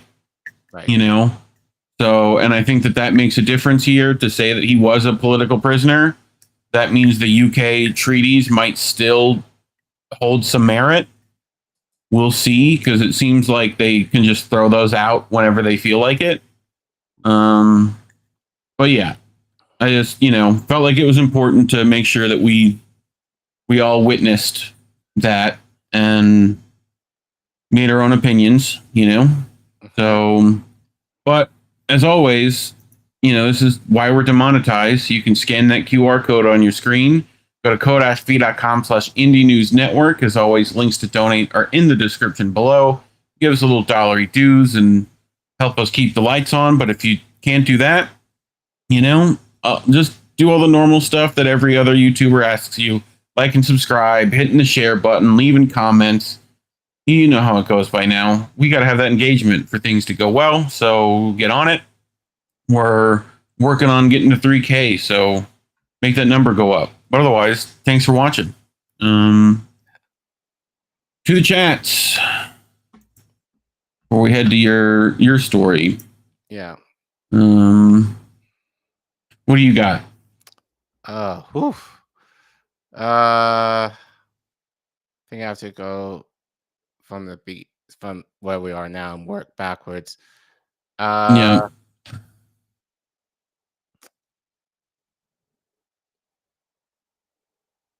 Russia. Kelly Igor's Egor's good to have you back, Julian. Yeah. Emoji fist, power fist emoji. So global solidarity, the election in America will determine its actions. I think that's definitely true. But Yeah. you know, either or, yes. Right. But Yeah. Same on that. right. Let's see. That's what I didn't hear. I didn't hear his future plans necessarily. You know, so he alluded to like having some like we'll have some more to discuss on that. You know, soon when in regards to like the AI stuff. Sure. But I, you know, as far as anything else, you know, I think they had to purge some files as far as the plea deal is concerned. So I don't know how that goes for WikiLeaks necessarily, but we'll see. Yes, Adams, the most defensive country in the world targeting him and his family. The fact that he even came out and spoke is a miracle. Yeah. Can't argue with that.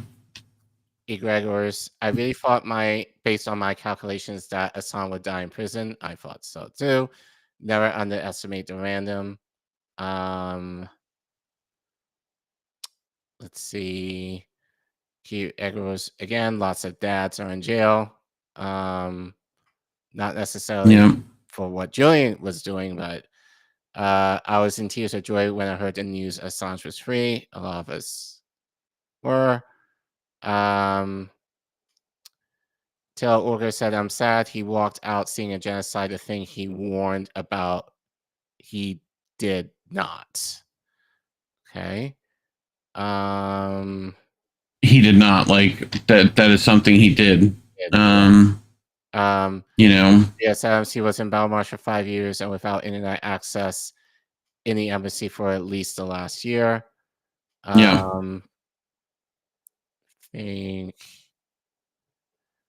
I have End Imperialism over on the Rumble. Where is it at? I want a specific one. Saying shut up about the Russia-phobia.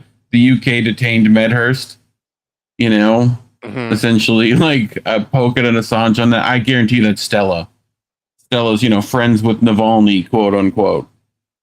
So we'll see. But yeah. No, I'm just keeping an eye on it. Yeah. That's all we can do. So anyway, you ready for your last one? Yeah. Okay. Let me just get here. So yeah. So my last story for the night is BIBI speaking at the UN General Assembly, which many people were like, why in the hell would he speak there? Like, if anything, they should have arrested his ass on site.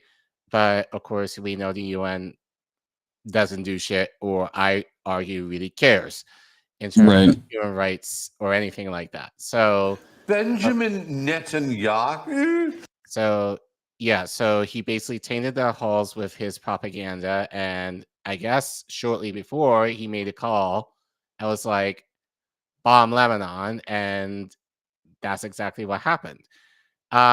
So I know plenty of our friends in the space have talked about this, and we're kind of a little late to the party here. I did want to bring a slightly different angle to this, though, in terms of something that's kind of connected to me as, you know, an immigrant, and then as a child of a Bajan man, wanted to highlight something that I don't think would be addressed anyway, but I thought was interesting. And actually will kind of lead into a segment that I think, in talking to Reef, I kind of want to talk about more next week, possibly. So we'll see. But yeah, I want to highlight probably the most viral moment that BIBI had regarding his speech at UN. But before we get into that, let's move forward. Thank you. I want to share this article from Common Dreams, written by Jessica Corbett. where she said, mass walkout as global pariah Netanyahu addresses UN General Assembly. The public rebuke of the Israeli Prime Minister, said one observer, demonstrates the international community's rejection of genocide. So she continues, a large number of diplomats and other officials walked out of the United Nations General Assembly in New York City on Friday as Israeli Prime Minister Benjamin Netanyahu prepared to defend his nation's slaughter of more than 41,000 people in the Gaza Strip during the past year and over 700 in Lebanon this week. Journalists and critics of the global pariah shared photos and videos of people filing out of the hall before Netanyahu's address, which came just a day after 25 anti-genocide protesters were arrested for blocking his motorcade in Manhattan. While there was some audience applause from the sparsely populated room on Friday, Al Jazeera's Arabic's Rani Ayari Yeah. that the people you heard cheering the PM during the speech are in the gallery who he brought for that purpose. So this is a picture here from Quds International News Network. I'm not going to play the clip because it's like under 10 seconds, but it basically the delegations there just walking out when BIBI was starting to speak. Good for them. Yeah. Council of American Islamic Relations National Executive Director Nihad Awad said in a statement that as far as the far-right openly racist Israeli government continues its genocide in Gaza and expands its campaign of state terrorism to civilians in Lebanon, this mass walkout during war criminal Benjamin Netanyahu's UN speech demonstrates the international community's rejection of genocide. Awad added that the U.S. President Joe Biden should take note of our government's growing isolation on the international stage, change his policy, and support human rights and international law without an exception for the Palestinian people. Since Israeli forces launched their assault on Gaza in retaliation for the Hamas-led October 7th attack, the United States government has stood by Israel, sending billions of dollars in weapons and opposing UN resolutions while claiming to be pushing for a ceasefire. Addressing the General Assembly earlier this week, Biden called for security for Israel and Gaza free from Hamas's grip. Okay. In response to diplomats' Friday walkout, Tita Parsi, executive vice president of the Quincy Institute for Responsible Statecraft, said the impunity Biden has offered Israel has been used by Netanyahu to make Israel an international pariah, neither good for the U.S. nor for Israel. Parsi also highlighted a clip of Slovenian Prime Minister Robert Gobald's speech to the UN, in which he urged Netanyahu to stop this war now. Netanyahu began his Friday address by taking aim at the world leaders who throughout the week have condemned the recent escalation against Hezbollah in Lebanon, as well as the past year of Israeli forces bombing and starving Palestinians in Gaza. I didn't intend to come here this year. You did, though. My country is at war fighting for its life, Netanyahu said. But after I heard the lies and slanders leveled at my country by many of the speakers standing at this podium, I decided to come here and set the record straight.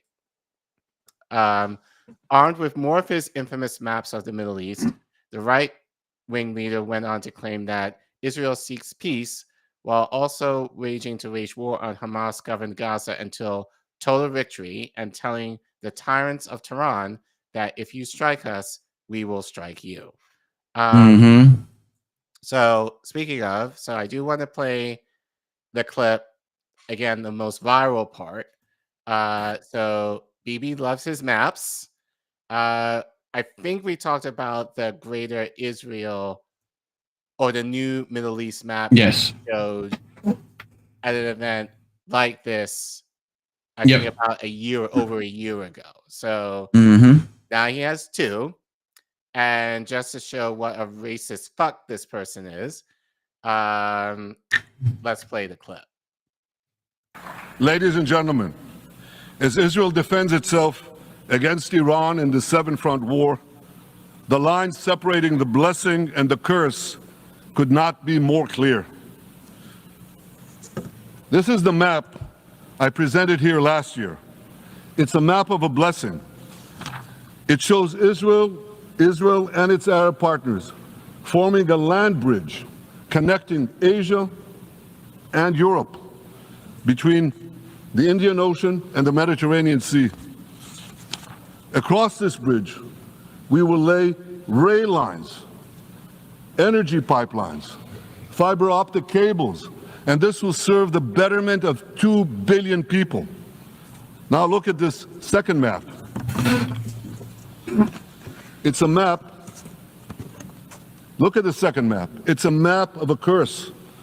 It's a map of an arc of terror that Iran has created. And First of all, you could make a land bridge through that same bit of black, Brohim. Right. Like, you're saying. But speaking of land bridge, and we talked about this last night, what does this sound like to you? Yeah, Ben Gurion as well being the sea bridge they want for the same reasons. Right. You know, this is all economics that they're trying to convince the UN they have together. Right. So, yeah. Pose from the Indian Ocean to the Mediterranean. Iran's malignant arc has shut down international waterways. It cuts off trade. It destroys millions, destroys nations from within, and inflicts misery on millions. On the one hand, Pot calling kettle. on the one hand, a bright blessing, a future of hope. On the other hand, a dark future of despair. And if you think this dark map is only a curse for Israel, if you think that, then you should think again. Because Iran's aggression. Okay, I thought again. Still accurate.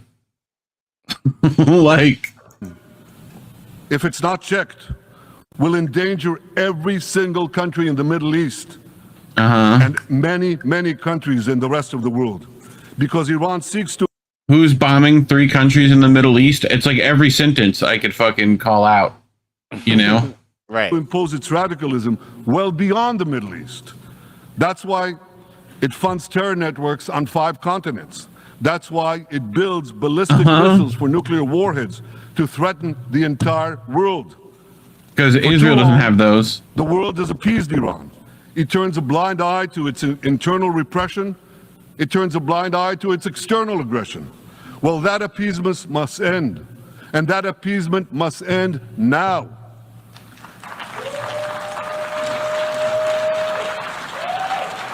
Remember, all the people left that room, right? Yeah. So whoever's left is like sycophants already. Nations of the world should support the brave people of Iran who want to rid themselves of this evil regime. Responsible governments should not only support Israel in rolling back Iran's aggression, they should join Israel. They should join Israel in stopping Iran's nuclear weapons program. I feel like you could just put a few German speeches on top of it with all the fist pounding and, you know, like a couple of solution-based topics thrown in. And anyway, I mean, he just needs a little mustache and he'd look very similar. Out the enemy who's like every accusation In this body, in the mission. So yeah. Yeah. Exactly. Security Council. We're going to have a deliberation in a few months. And I call if you on the last that Security long Council to snap back UN Security Council sanctions against Iran, because we must all do everything in our power to ensure that Iran never gets nuclear weapons. because they might use them on us, even though we have them, and they've threatened to attack their nuclear facilities, which would cause similar destruction. But whatever. So again, this was the most viral part of his speech. Again, we're not going to watch the whole thing because I don't want my ears to hurt anymore. But well, it's going to hurt more with this clip and TBS, like, I had this clip saved for days. Not sure how I wanted to use it. was looking for it because I thought I bookmarked it. I found this on Twitter.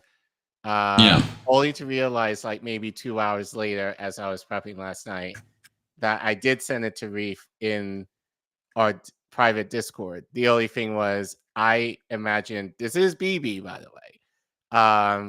Obviously younger, but I pictured him differently, so I didn't recognize this guy Is it? at first. Huh? Yeah, I don't think it is. I'm not well. Because I think he's kind of trying to. We'll see. We'll play the clip and let people But this figure it out. I don't think it is.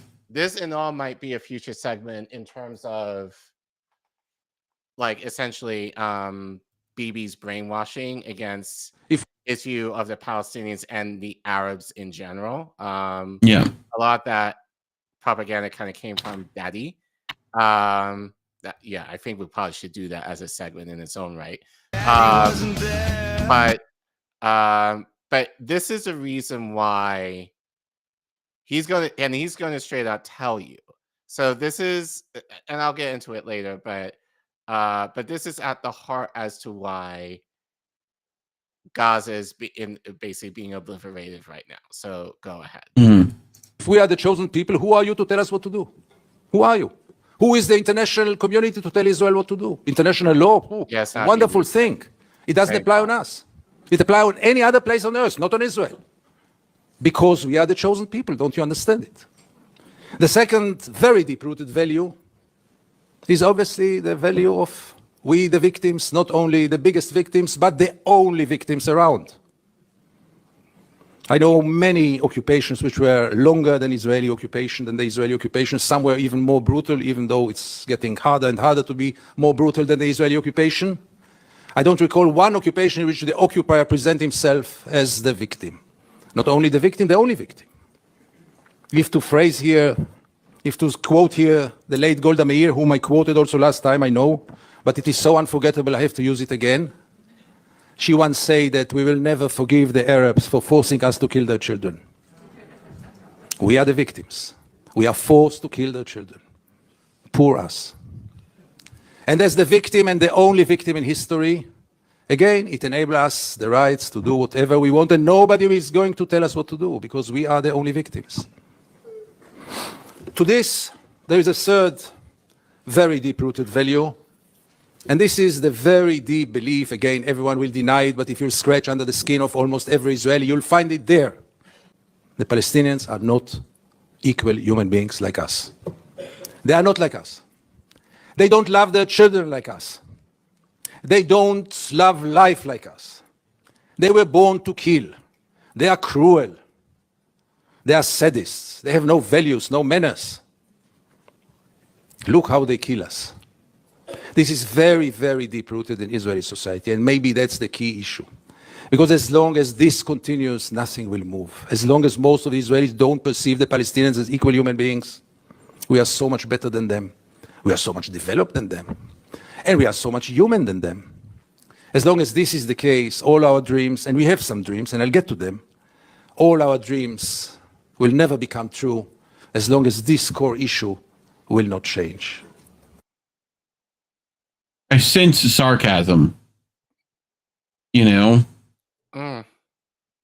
Like, I think he's trying to prove a point about the way Israelis.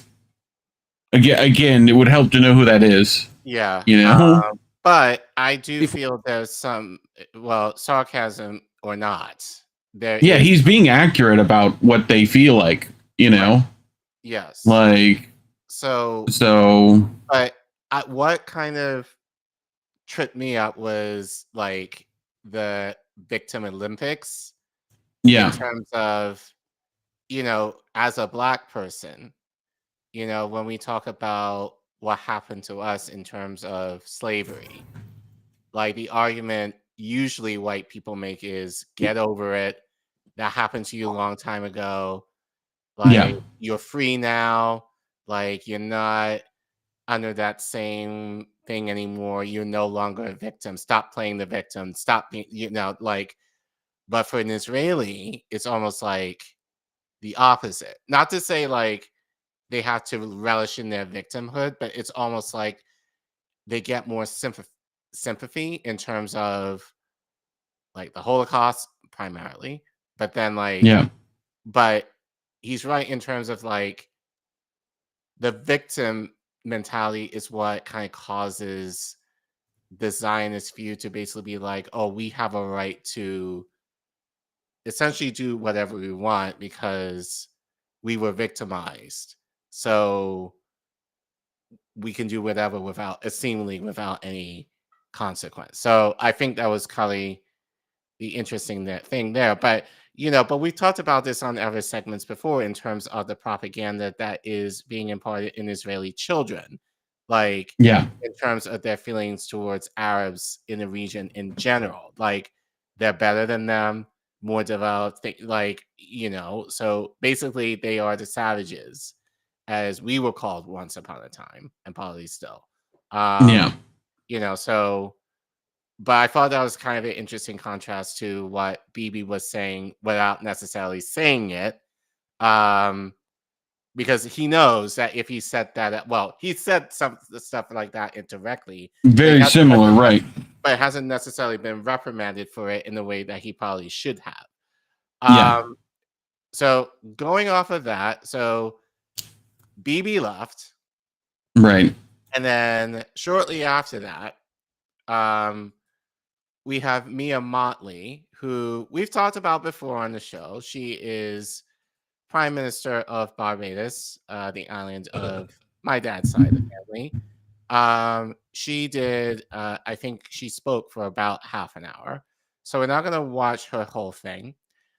But she basically, in her way, without saying his name, kind of condemned BIBI in terms of the statements that he was making regarding Gaza and in the Middle East in general. There is some things that she was saying here in terms of Gaza that I have a problem with. And I think it kind of leads to a bigger problem in terms of what I've been hearing and kind of what I've been mentioning, online and on this show in general. But why don't we play what she says here, and then I think it's around 5-ish minutes. Okay. Talk about it. So go ahead. Cool. We'll do this a little bit. There needs to be global peace. And those of us who are old enough would have recognized that there are peaks and valleys as it relates to this issue of conflict. There are few areas where the world is more in need of the United Nations acting as the United Nations to secure the objectives of the Charter than in the area of peace and security. The silence that has engulfed Sudan is unacceptable and may well be rooted in the racism that the world still carries as a badge of honor from the victories of the last great war of the World War II. The actions in Myanmar cannot continue. Ukraine has sucked more oxygen out of the global community and the global financial system than any of us can appropriately accept at the very time when the world needs to be applying its resources and efforts to fight in the greatest crisis known to mankind. And the spread of the war from Gaza to the consequences in the West Bank to now clearly what is happening in Lebanon as we speak with Israel, all of these are but the tip of an iceberg of death, violence, and instability, and robs the global community of oxygen and resources at the very time when we need it most in a strategic way. We all know, as students of history, that even the longest war in history came to an end. These wars, yes, they too will come to an end. But the question is when and at what cost, and without much loss of life.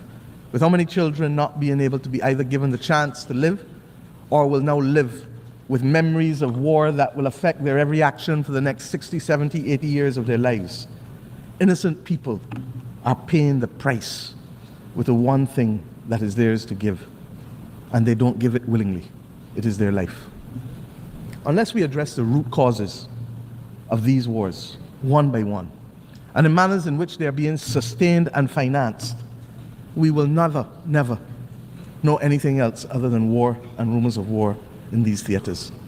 The transmittal of these scenes of horror in real time into people's bedrooms, into people's living rooms, will trigger two extreme reactions, neither of which are acceptable to us in the third decade of the 21st century. We will either get the desensitizing of ordinary people to the loss of lives, especially those of innocent children and women on the one hand, or we will get, on the other hand, the anger and inclination for vengeance that it spawns necessarily. We need peace. And it cannot be too difficult for us to work for peace.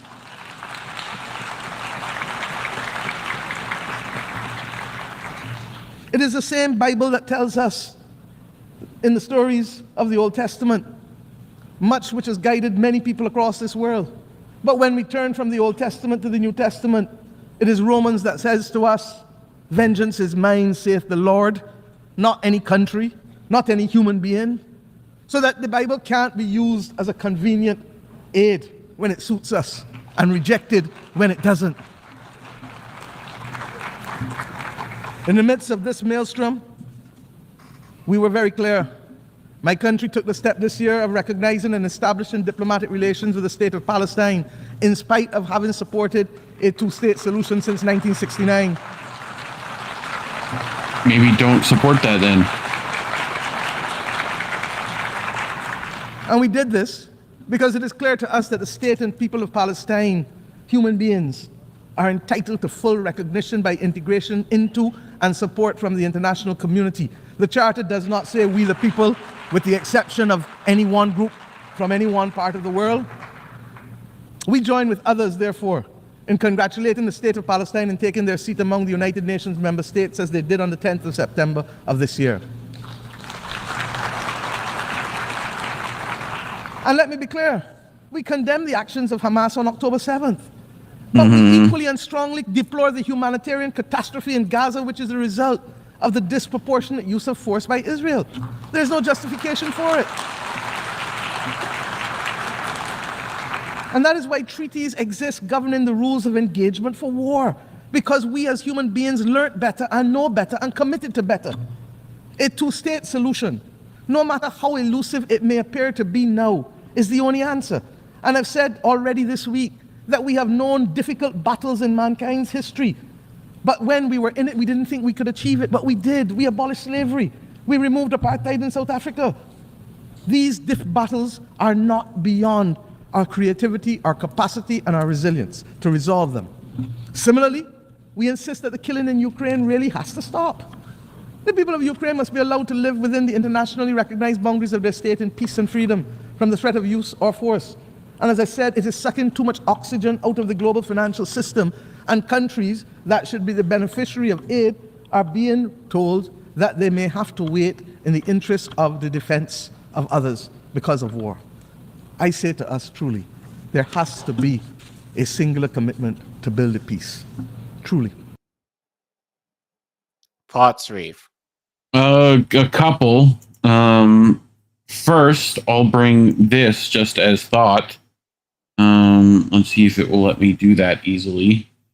Yeah, I think if I do this, I have to stop this. I mean, you know, I wish they had the same fervor for when the Donbass is being bombed. Mm-hmm. That would be nice. You know, but clearly that's not what they're told. But I feel like this is appropriate, no? You know? Right. Like, I feel like that turn the other cheek thing only works one direction most of the time. So, you know, but and a two-state definitely ain't where it's at this point. Right. I think Israel has forfeited their right to statehood with their actions. Right. And I love Vice President Marlowe. I mean, she was a good contrast to what BIBI was saying earlier. Right. The problem that I had in her statements, while mostly correct, someone, Tia Orker, asked me what my thoughts. I'm going to share them. So thank you. I do not like, and the two-state solution talking point is what Kamala has said, is what Biden has said. You notice that every time, and I think that talking point is kind of seeping into the liberal sphere in terms of the idea that the two-state solution is the answer to it. And my question to people who say that is, well, have Palestinians, and I'm not talking about like Palestinians in elites or whatever, like not them. I'm talking about actual Palestinians on the ground. What do they want? And that's the first thing, because we never hear from Palestinians generally what they want in terms of what their liberation is set to be like. And that in and of itself, I think, is another talking point, because we, again, our patron saint of this channel, this show, Kwame Ture, said, what about peace versus liberation? You know, we keep hearing about peace. Prime Minister Radlo mentioned peace. You can argue the Israelis, well, not now, but at least when they were offering Palestinians, had peace. Yeah. You know, does that mean that the Palestinians were having peace? No. Like, I can have peace right now. I am peaceful right now, somewhat. But doesn't mean like you, Reef, have peace right now. So there's inequity in peace. So what we want and what we desire for Palestinians is liberation. And I wish she would have went there in the spirit of her brother, in a sense, within the islands, Kwame Ture, talking about liberation. But so I'm getting tired of. But all that to say, I'm getting tired of these liberal, and I don't want to say I think she's trying to be diplomatic in her what she's saying. So I want to be very fair to her on that. But that being said, we talk about the two-state solution. Number one, BIBI has said many times that's a non-starter.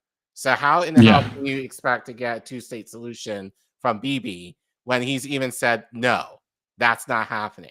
So what do you propose we do to get him to that point, number one?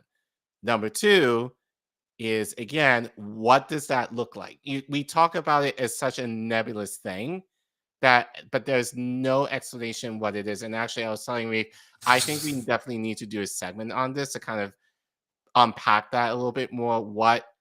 If there's any pros versus cons of what a two-state solution is like. And is. So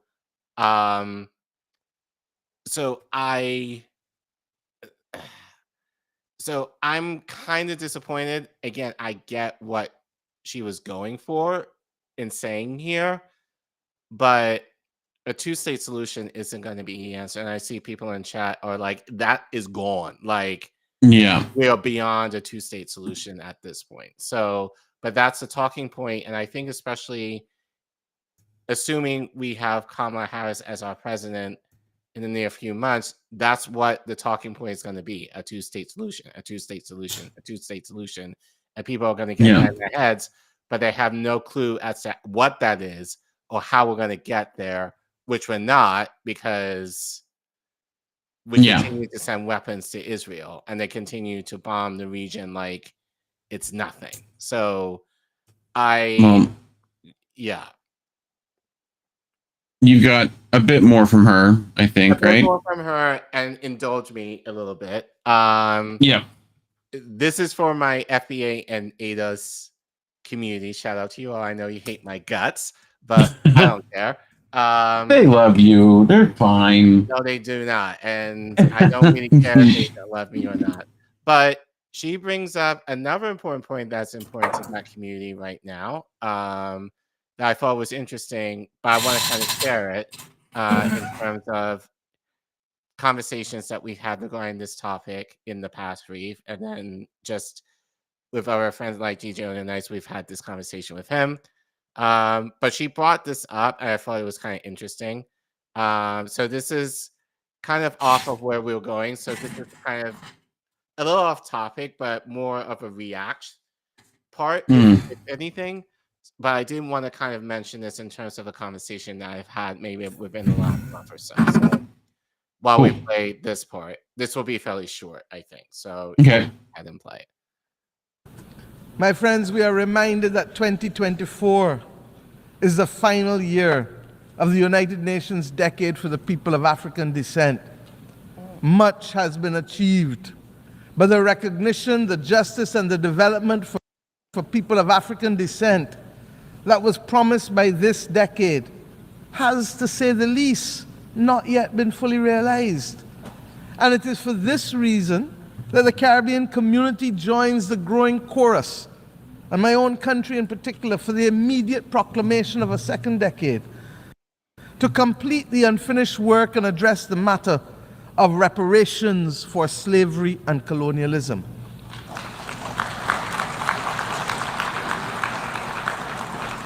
I start here because this is a necessary but complex conversation, and the Caribbean community is resolute that it must happen. Its resolution lies, and I want to be very clear, its resolution lies in a multi-generational approach, in the same way that the 20 million pounds sterling debt that was incurred by the British government only was repaid in this 21st century, almost 200 years later, so that the notion of unaffordability becomes a non-issue once we recognize that the solution to reparations must be multi-generational and grounded in development. Yeah, so she was talking about reparations there, which I will say this. The fact that she used her status to kind of talk about that issue in front of the United Nations, I have to give kudos to that, because Sure. I don't see, and I'm gonna make people mad, but I don't really care. Like, I don't see African Americans having that kind of stature at this point to be able to do that as of now. Well, they're kept from power frequently. Right. So I'm glad that she spoke up in recognition of that, using her and this is not the first time she's done this. She has spoken out for the case of reparations in within British government as well. We did a story about that maybe about a year ago. Where we did her. My one critique, and this is in light of a conversation that I had with Roger Meadows, those of you who know him, about a month ago, was I strongly believe in the case of reparations that it should be something that the Black community within the diaspora, not just here, but where Western Black people live, this should be a coalition there. The issue is that due to the cultural differences, whether you live in America or the West Indies or in Europe or in Latin America, that the idea is like, if you live in one of those areas, you work on the act of reparations on your own due to those cultural differences. Mostly, there are different issues Right. with that. I don't necessarily agree with that stance. Why? Because the issue is, it's like I see like the ADOS community right now kind of not aligning with Jill Stein because she has a reparations. She talks about reparations as part of her policy. So right now, I think they're kind of interested in learning more from her, which fine, you can definitely do that. But why not be in collaboration with other Black people, like we've talked about in terms of CARICOM and their 12 points for reparations, which we've mentioned on this show, who have been doing it for just as long, if not longer, than Jill Stein has mentioned reparations as part of her policy. Right. So Roger and I had that discussion because he doesn't, and I'm not criticizing him at all. This is just our conversation. He kind of mentioned to me, well, not to say he doesn't, he feels kind of like, if you're a Black American, we take care of reparations for me as, and this is the argument that me as an immigrant, even though we share that kind of ancestry and that issue in terms of reparations, given my family's based in the Caribbean, that I should focus my efforts of what's happening in my case in the Caribbean and Europe. But ultimately, what came out of the conversation was, I think, like, we need to combine forces in this issue as Black people, period. And he was like, well, would immigrant Black people, would they speak on behalf of Black Americans, basically, if the situation was called for? And well, it's similar to how we have problems with like state-based Medicare too. It's like when one state gets it, they stop fighting for the other states to get it. They've got theirs. Right. So, you kind of got to do that all at once and have an entire, solidarity across international lines, seeing it how it is an international problem, Yeah. But I kind of mentioned this to you earlier today before we went live. Just like, I've seen other marginalized people, like, basically, they're making the case right now, like, they may hate what's happening in Gaza right now, but the argument is, oh, we have to vote for Kamala because if we don't, then Trump, who the boogeyman, he's going to take away our rights. So we have to vote for Kamala in order to preserve the rights we have. And my argument is, well, if you have those rights are something that, and basically the idea of rights is that something that you get automatically on the account of you exist. Just being human, you are entitled to those things. Education, food, those type of things. These are the things that as a human, no matter what, you should have. So if you are afraid of Trump taking away your rights, quote unquote, I would argue if there are rights to begin with, there are probably more privileges that the government is allowing you to have. And that kind of speaks into, you made the point of the Democrats. How are they fighting truly for your rights in terms of once you get it, they cannot be taken away? So have they really been fighting for your rights, or are they giving you crumbs in terms of giving you slightly more privileges than you may have right now? And the issue that I have is, especially for certain groups, is that you may have a couple of privileges, but once you get those privileges, you're just like, I want to hold on to those privileges and fuck everyone else who doesn't have it. I want to preserve what I got. And that's not solidarity. And I feel, and I said this to you, I don't feel like there's not going to be a revolution in this country at all, because I think generally we're just too selfish to be like, if I don't have, like, my rights are not worth the sacrifice of another group who doesn't have it. It's either we all have it or none of us have it. And that's the stance that I think that we lack generally in terms of being in solidarity of people. It's like certain groups of people get a little bit, and it's like, well, I want to maintain this little bit and fuck everyone. Not to say fuck everybody else, but it's like, if my rights are threatened, I want to hold on to it. So I'd rather hold on to it and have other people lose out than rather being willing to sacrifice to give them up in terms of fighting for the people who also need it. And that's kind of what I'm seeing right now. But I'm saying all of that in terms of probably with the idea of reparations, that there needs to be, in my opinion, there needs to be more of an international, well, among the Black community base in order to make this happen.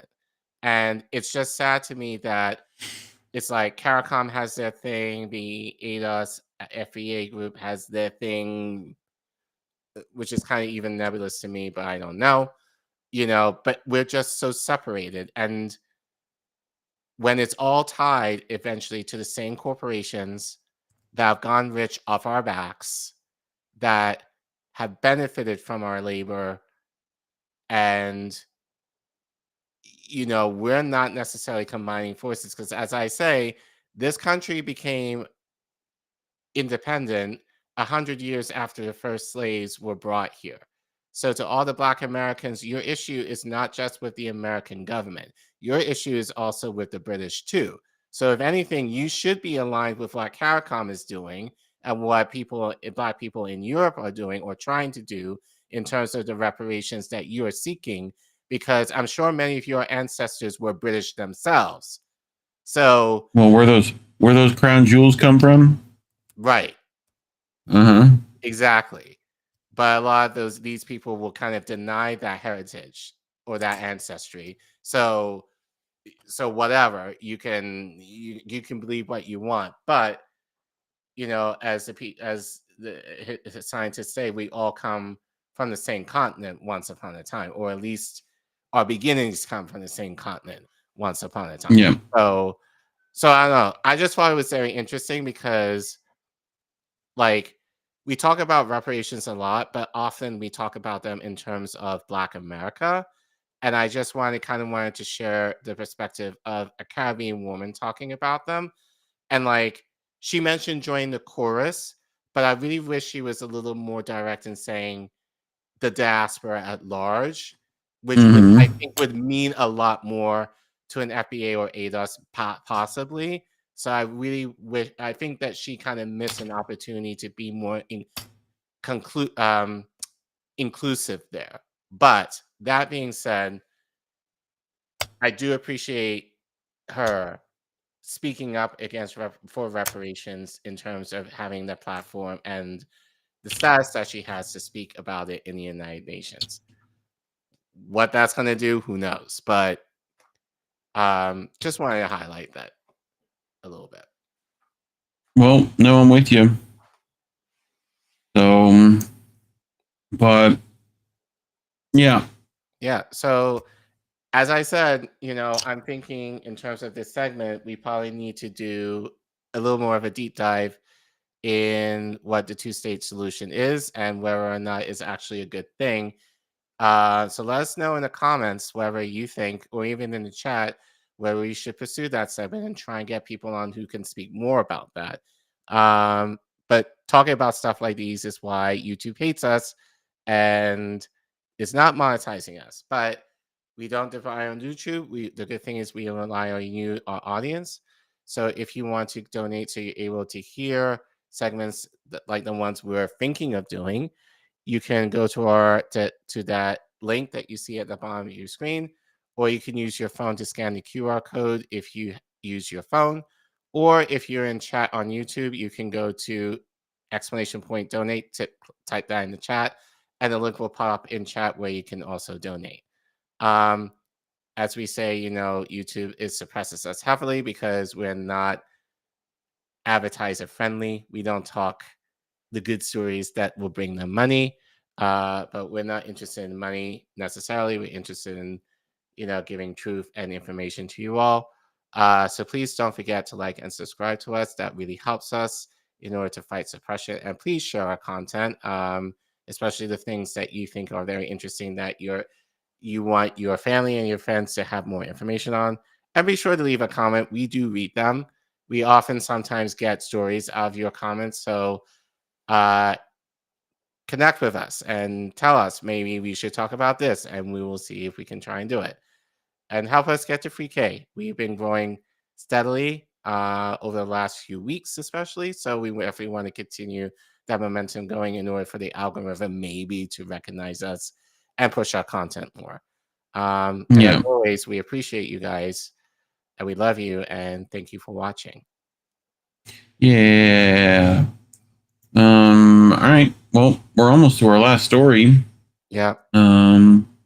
We'll check the chats. Kill Your Egregore says BB equals the baby bombing butcher of Gaza. Nice alliteration there.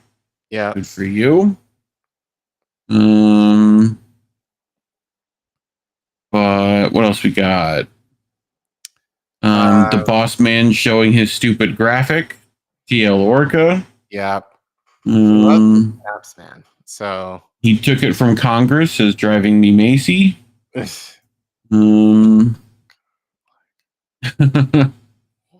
I mean, Indy again with every accusation is an admission. Yeah. Yeah. So, anything else? They want to know what your Halloween costume suggestions are. I'm not sure what the ninja and the eye and the wine and the wine glass. I'm not sure what you're wanting to know there. I don't know. Like, I typically don't dress up for Halloween. I will do it for my students. I'm probably just going to be a deer because our class is deer. Deers. Animal. Yeah, that's the animal they chose this year. So I'll probably end up being a deer. This year. So I should probably get a deer suit soon-ish before they get more expensive. But I don't know, just dress in whatever you want as long as it's not offensive to anybody. Go with what you. But if it's me typically, and if I care, then my general thing is black AF, like some black figure or something in relation to a black personality or something, just kind of keep it in the culture somewhat. If I really cared, like that would usually be my thing. But I just say basically for Halloween, do whatever the fuck you want because everyone is classic skeletons. Those are always good. Kill Your Egos said be a Care Bear. I was last year. Yeah, I dressed up as Tenderheart Bear last year, so I can't do the same thing twice. That suit was actually really hot, by the way. What it didn't help living in DC was actually warm last year during Halloween, so good thing I was wearing shorts and a t-shirt underneath. Otherwise, I would have been dying. The real move is to go water cooled like shirt underneath it. They have those for like costuming.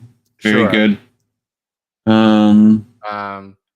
In Imperialism over on the Crumbles says isn't real, doesn't deserve the right to exist. They are colonialism at its foundation, committing a genocide.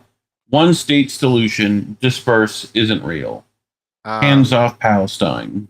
I just saw his rights is a Greek construct. Yes. Yep. Yes. Yes and no. That being said, though, it's like lost the meaning. Right. But we talk about rights here. So well, there's inalienable and then given, and then there's multiple forms of it, right? Right. So if you're in government, that's what you should be fighting for. I would argue, especially if you're a Democrat, if that's something that they claim to care about. So the question is, if they really cared about your rights, why would they be so willing? Like we lost abortion under their watch. So what did they do to kind of prevent that? Really, the better question is, what are they trying to do right now to restore that? So they said, what their plans are? And the thing is, like, they have anti-abortion Democrats in office right now. Like, Pelosi went to bat for Cuellar, which we talked about probably at the beginning of the year, who is anti-abortion. So you have anti-abortion congressmen, but yet they're talking about we want to restore those rights to women. Okay. So they really don't care about your right. They're nothing more really than privileges, really.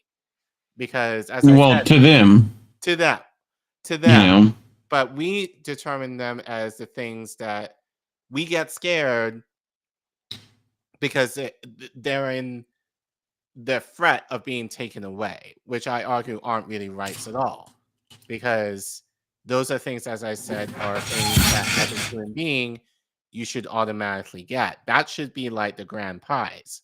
What are the things that every human, no matter what, you should have in order to live your life freely? So those are discussions I think we need to be having. So and that's something that if like, again, we are not playing that game here. Like, we're kind of outside of the duopolis electoralism bullshit. We're not necessarily into that. But if you are into that and you want to play that game, that's something you should challenge the Democrats on, especially. Like, what are you doing to ensure that if we get it, the Republicans cannot take your rights away? That's the questions that you should be asking. Not you guys, because I think you guys would, but something to think about.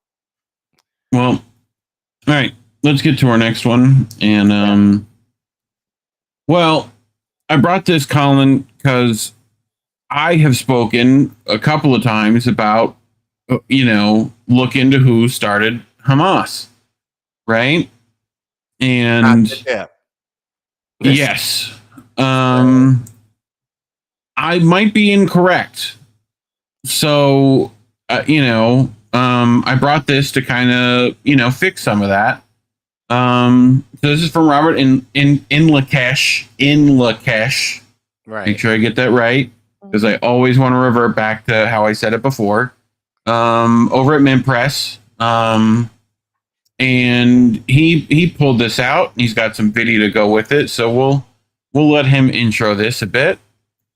Shortly after the attack on October 7, you may have heard the argument that the Palestinian party responsible, Hamas, had been funded by Benjamin Netanyahu to prevent a peace agreement with the Palestinian Authority, and that Hamas itself was a creation of Israel, with clips like these doing the rounds. What if I told you that Israel helped create Hamas? If you look at the history, you'll find out that Hamas was encouraged and really started by Israel because they wanted Hamas to counteract Yasser Arafat.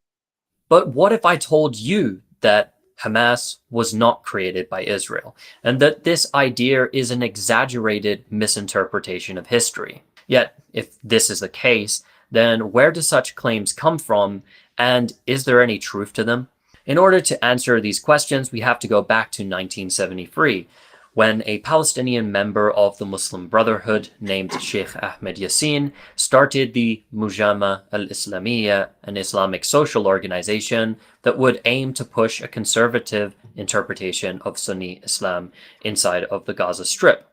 At this time, Israel internally occupied Gaza and sought to suppress Palestinian resistance groups in line with the Palestine Liberation Organization, PLO, which was actively fighting Israel from its headquarters in Lebanon. So, when the Mujama, colloquially referred to in Gaza as the Ikhwan or Brotherhood, were seeking to build an Islamic civil society sector, were preaching nonviolence against the occupier, and acting in a hostile manner to Palestinian secular nationalists, socialists, and communists, Israel saw an opportunity. So, any questions so far? Cool. Shortly after... Well, let's continue then.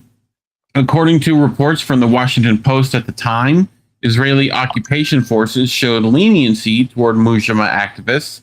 Former Israeli Brigadier General Yitzhak Segev claimed that the Israeli government allocated a budget of hundreds of thousands of dollars to support some of the group's project. However, most of Mujama's funding reportedly came from the Arab Gulf states and the Egyptian Muslim Brotherhood in 1979.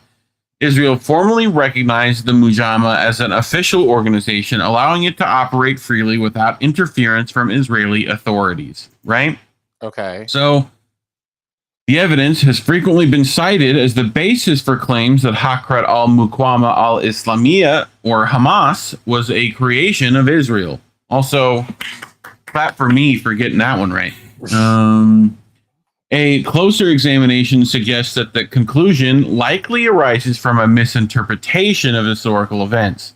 The notion that Israel established, controlled, or still influences Hamas today appears to overlook the complex realities surrounding the group's formation and development.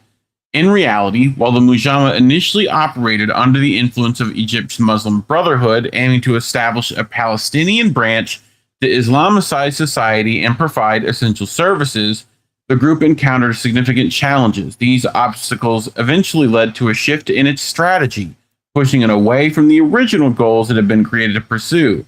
Over time, this evolution will lead to the emergence of more militant posture, marking a departure from its earlier focus on social media and religious conservatism. This transformation, driven by both internal and external pressures, set the stage for the group's eventual transition into Hamas. So, any questions before we move on? I might save it. No, I can ask now. I'm just curious. How did Robert figure this out? I'm just like, Yeah. or what made him think to do this Research. Yeah. I mean, because I will admit, even for me, saying, Israel created there was something even in that that didn't seem right to me. Sure. It just felt like there was a lot, even to me, and I never said it because I don't think I can necessarily pinpoint to it, but it just it just seemed like there was a lot more to the issue than what I think it just seemed too simplistic to me that BIBI actually financed Hamas in an attempt, to prevent, essentially, the argument was PLO and right, any resistance groups from actually being radicalized, and now it's basically become a Frankenstein of BB's creations, so to speak. But right.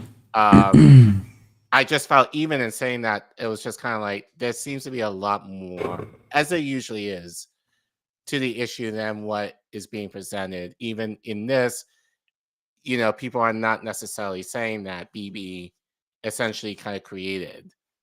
Well, and it's they do state that they did get some funding from them, and they let them but it's a little bit misconstrued as to how that actually happened and what effect that had. Right, but he was the only financier, right, which was not the case. Right. Yeah. Tactics. The Mujahideen succeeded at building schools, mosques, libraries, and helped found the Islamic University of Gaza, also building religious institutions and operating medical clinics and orphanages and providing food and aid to those in need. In doing so, it gained a base of supporters. However, another organization also began forming in the late 1970s, declaring itself Palestinian Islamic Jihad, PIJ, in 1981, started by Dr. Fathi Shaqaqi, who... Now, notice how they actually gained power, by the way. I wish some people would take into consideration how they did that when trying to get power here. What did they do? Formed schools, universities. Right. That to me makes more sense. Yeah. Right. That makes more sense in terms of what we've been talking about. It's how are you going to liberate people? You educate them, you feed them, you make them feel human. Yeah. Right. Which is something that we know that Israel they're against it because they don't want essentially the next generation to uprise and essentially overtake them in terms of the land grab that they've been trying to get on within the region forever. So in this case, that makes more sense because they're developing infrastructure that Israel has wanted to do, and so essentially it's just they're in the way. like infrastructure-wise, education, and like you can't have that if you're trying to overtake them. So this is where the US comes in to, with the manpower that we have to essentially level the place. So that this makes more sense to me than just BIBI financing Hamas. So was influenced by the Muslim Brotherhood too, but also drew inspiration from the Brotherhood too, who Palestinian Islamic Jihad PIJ in 1981, started by Dr. Fathi Shaqaqi, who was influenced by the Muslim Brotherhood too, but also drew inspiration from the Islamic revolutionaries in Iran that overthrew the Shah and preached armed resistance.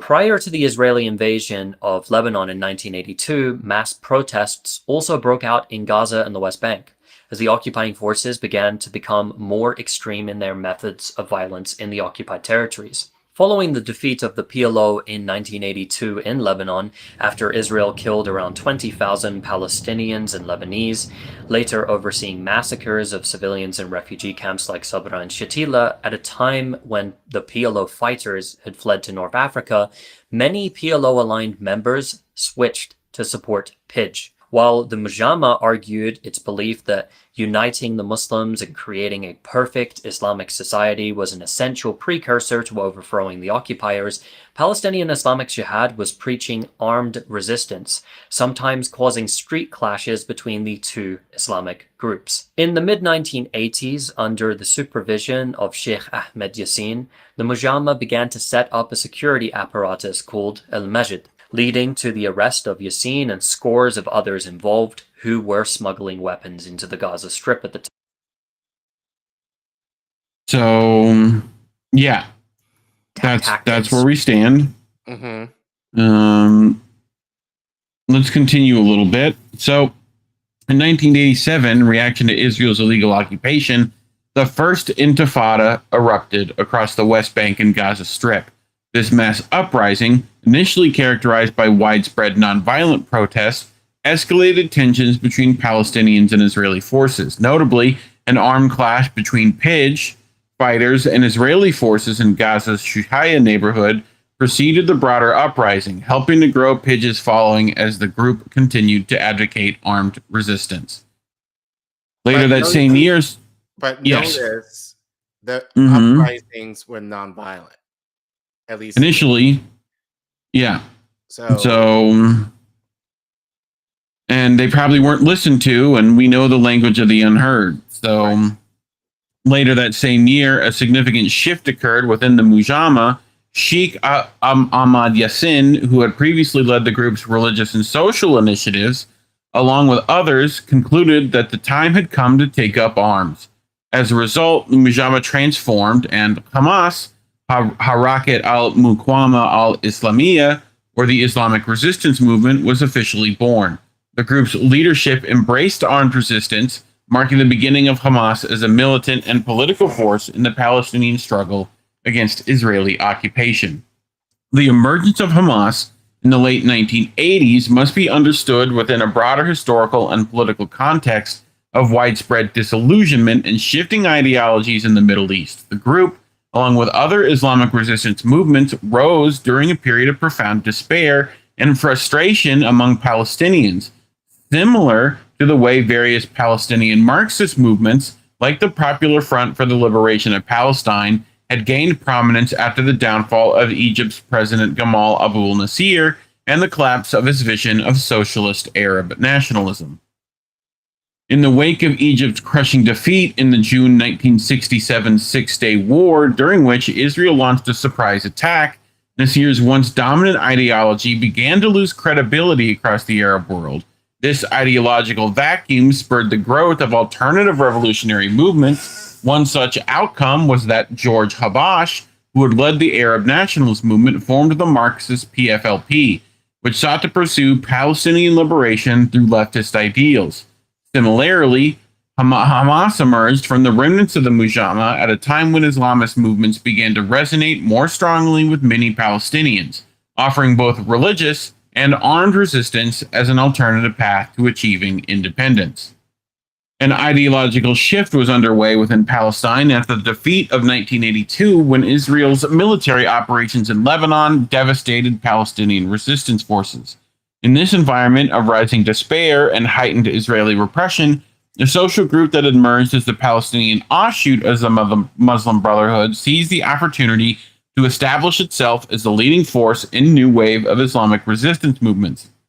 This occurred as Israel brutality was intensifying, and the secular leadership of the Palestinian Liberation Organization was seen as weakened.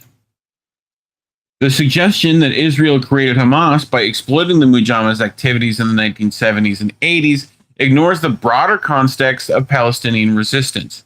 This argument diminishes the group's significance in the national liberation struggle and oversimplifies its emergence as a major force against Israeli occupation. While Hamas's role as a political entity has been contested within Palestinian society, especially in Gaza, its armed wing enjoys widespread support for its role in resisting Israeli occupation.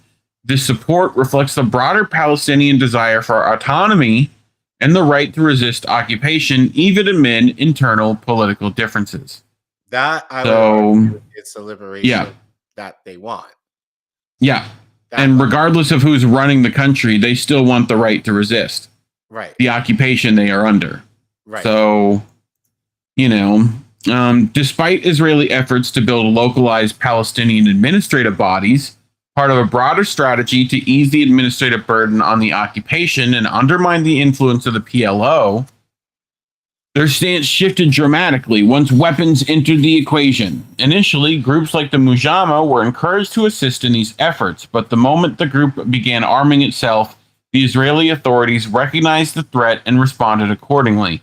This shift illustrates how Israel's support was conditional, aimed at weakening the PLO without anticipating the potential for armed resistance from them. So, it's the minute they started to fight back, they were like, we ain't fucking helping you no more.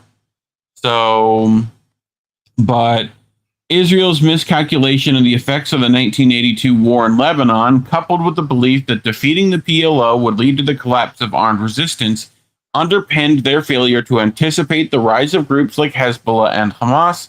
This belief was articulated by then Israeli Prime Minister Benjamin Netanyahu, who stated in 1982, if you take away the Soviet Union and its chief proxy, the PLO, international terrorism would collapse. Where have we fucking heard that before?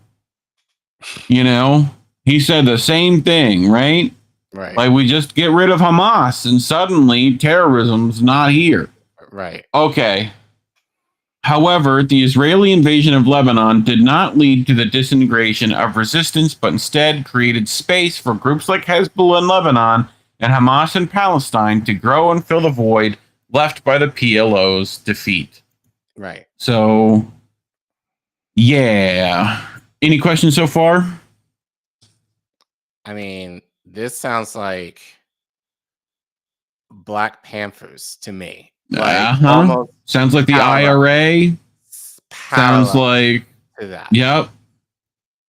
Very similar, no? This is why we need to learn folks. And this is just part 1. Imagine what part 2 and 3 have to offer. So but this is the part 1. He's doing part 2 and 3, supposedly. So we'll keep an eye out for him. Oh, we gotta get him on. Like, again, I'm just really like, what caused him to think like, something doesn't feel right. Let me research this a little more and see if I can. Yeah, he probably knew a bit of it and saw people making the mistake and went, "Well, let me teach them." They're gonna learn today. But anyway, we'll let him finish this out. To formulate an argument that suggests Israel created Hamas, delegitimizes the group's role in the national liberation struggle, and robs Palestinians of their autonomy under such a narrative. While many Palestinians, especially in Gaza, have historically been opposed to Hamas as a political force, they overwhelmingly support the armed wing of the group and its role in fighting their occupiers. Despite the fact that the Israelis, who were attempting to build localized Palestinian administrative bodies to ease the administrative burden of the occupying authorities and undermine the PLO, had actively encouraged groups like the Mujama to help achieve this goal, it is very clear that as soon as weapons became involved, their attitudes changed. This had more to do with the fact that Israel did not anticipate the kind of impact that their war in Lebanon would have, or that Islamic resistance groups like Lebanese Hezbollah and Hamas would emerge to fill the gap left by a defeated PLO and leftist groups. Exemplifying this, here's Israel's Benjamin Netanyahu in 1982. If you take away the Soviet Union and its chief proxy, the PLO, international terrorism would collapse. Simply switch the words Soviet Union for Iran and PLO for Hamas, and you'll find that the Israeli argument against Palestinian resistance has not changed at all. Saying this, if the argument was that because of Israel, Hamas exists, then this would be accurate. But it would also be accurate for every single group resisting Israel. But what about the Oslo Accords, the suicide bombings, Palestinian civil war, and Israel's influence on all of that? Or what about the Qatari aid money being transferred into Gaza in suitcases? Well, stay tuned for part 2 and 3 as we look deeper into the history of whether Israel really helped to create and prop up Hamas. Robert, we want you on the show. Come on. Yeah, dude. Feel free to come on. We'll talk to you about it. We love your work. So, come on. Yeah. Listen to the man. Listen to thems. Well, anything to say? You know. I am intrigued and I am looking forward to the rest of it. But you know, actually, I just reading Golden Monarch's comment in the chat. They said, if Israel truly created Hamas, it would explain how many pro-crypto establishment articles painted Hamas as having digital wallets, which, okay, has to first come from the IDF. So... Yeah, and, you know, with crypto, there's a ton of gray area with all that, too, you know? Like, they could have been equally exploited through it, not knowing, you know? But, yeah, I mean, it's just that history's good to learn, you know? Yeah. Otherwise, we are doomed to repeat it. And even though we know it, we a lot of times are still doomed to repeat it. Well, I think this is an example of why when independent media is good, this is why it's valid, because you're not going to hear this. Like, most people are not going to hear this. And it's almost sad to say, like, not even people in the independent media space is going to report on this, much less talk about it in this way. No. So it just I got time, though. Yeah, it just makes me appreciate more for journalists like Robert, who I think, you know, and we reference him a lot and we really enjoy his work, but he's definitely showing, like, he has a curiosity to kind of go deeper and just kind of see, like, is this the talking point that you might hear in mainstream? Is this really true? And, like, you know, really willing to kind of dig deeper into, like, a lot of these topics to really uncover more of what is not necessarily being said, even within our space. So, again, I really appreciate him, you know, going this route and challenging me in terms of what I've even said online, and even you, like, regarding Hamas, you know. But I do think it's interesting, like, essentially, the idea of Hamas is kind of based out of the idea of, you know, like, not oppression, but liberation. Like, wanting better for your people and wanting your people to be educated and, as I said, fed, and wanting them essentially to be human. So I like, not to say I like in comparison, but like I appreciate this more in terms of, and that makes more sense to me versus having like BB just kind of be like in the center of it, which he is, but not in the way that I think even I or you believed initially. So so I really appreciate Robert really and doing that. go show him some appreciation. Go click that article down there. I know Mint Press and Consortium, I do believe, are always requiring some resources, so go help them out. Right. But yeah, I found it interesting for sure reading through it, and I don't know the history of the region enough a lot of times to say stuff, so right. Helpful to get some more information. Right. I think this segment was good, as we call these kind of segments like evergreen, in terms of like, these are the segments that we love doing in terms like they will stand the test of time. So like you can watch this 5, 10, 15 years from now, and I'm sure it still apply. It will still apply. So hopefully. So, well, I would argue in terms of if Palestine is ever liberated and they manage to rebuild and kind of retell the history in their own terms, I'm sure work like Robert and his journalistic expertise would kind of lead into this in terms of how they fought in terms of gaining the liberation that they were seeking. So the way he's kind of building into that in terms of if Palestine is ever restored, that this can be the basis of that education there, and hopefully throughout the world, in terms of really understanding really the true nature of Hamas. And it's not like this terrorist entity that our leaders are making them out to be. Even the ones who might say, I think kind of more in the liberal terms of,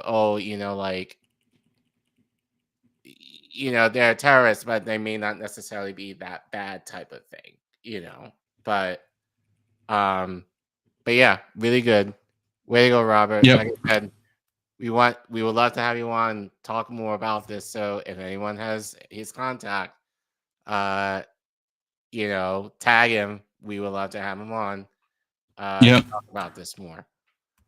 But I mean, talking about these things is why we're demonetized. So you can scan that QR code on your screen, go to that URL, ko-fi.com/indienewsnetwork, or links are always in the description below. If you don't want to do those things, we make it easy for you. But, if you can't give monetarily, we appreciate just, sharing with your friends, leaving comments, liking. And if you haven't subscribed yet, hit that little red button down there.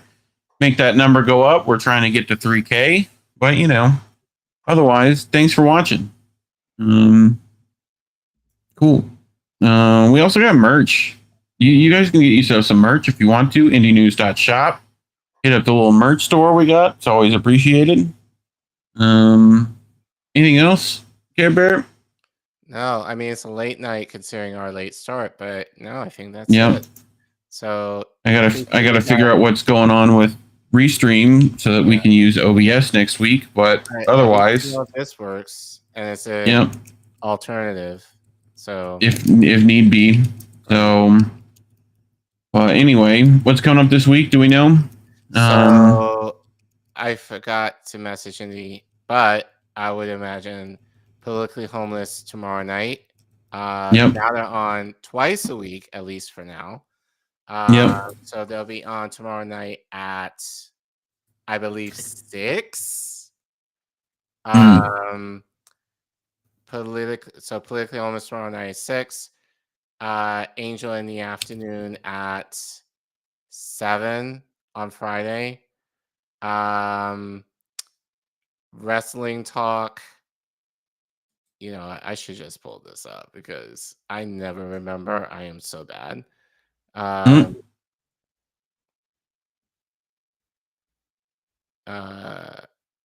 So yeah. So Angel at 7, followed by American Tradition Clip Show at 10:30. Saturday, Angel Wrestling at 8. And has he started his gaming? I think he's working on it. Okay, so not yet. So, but Angel on with wrestling at 8 p.m. All these times are Eastern Standard Time, by the way. Sunday, how do we miss that? With you and Indy at 10. Yep. Monday, assuming Yeti is back. Maple Files with Yeti and Himbo. At what time is that? I think it's like 8. 8. Pretty sure. I could be completely wrong. Okay. But, you know. And then Politically Homeless at 6. Jesse was on American Edition Tuesday, so no American Edition live next week. And then we'll be back live Wednesday night at 9. So, yep. Cool. Well, and then if I think that's it. Any changes, please follow us at Get Indie News on Twitter /X. Yep. To get any updates or just any changes to our schedule for the next week. Yeah. All right. Well, as always, kids, labels are bad. Stay independent. Good night, fam. Have a good week, everyone. Oh, no workies. All right, well, bye-bye. Have a great time.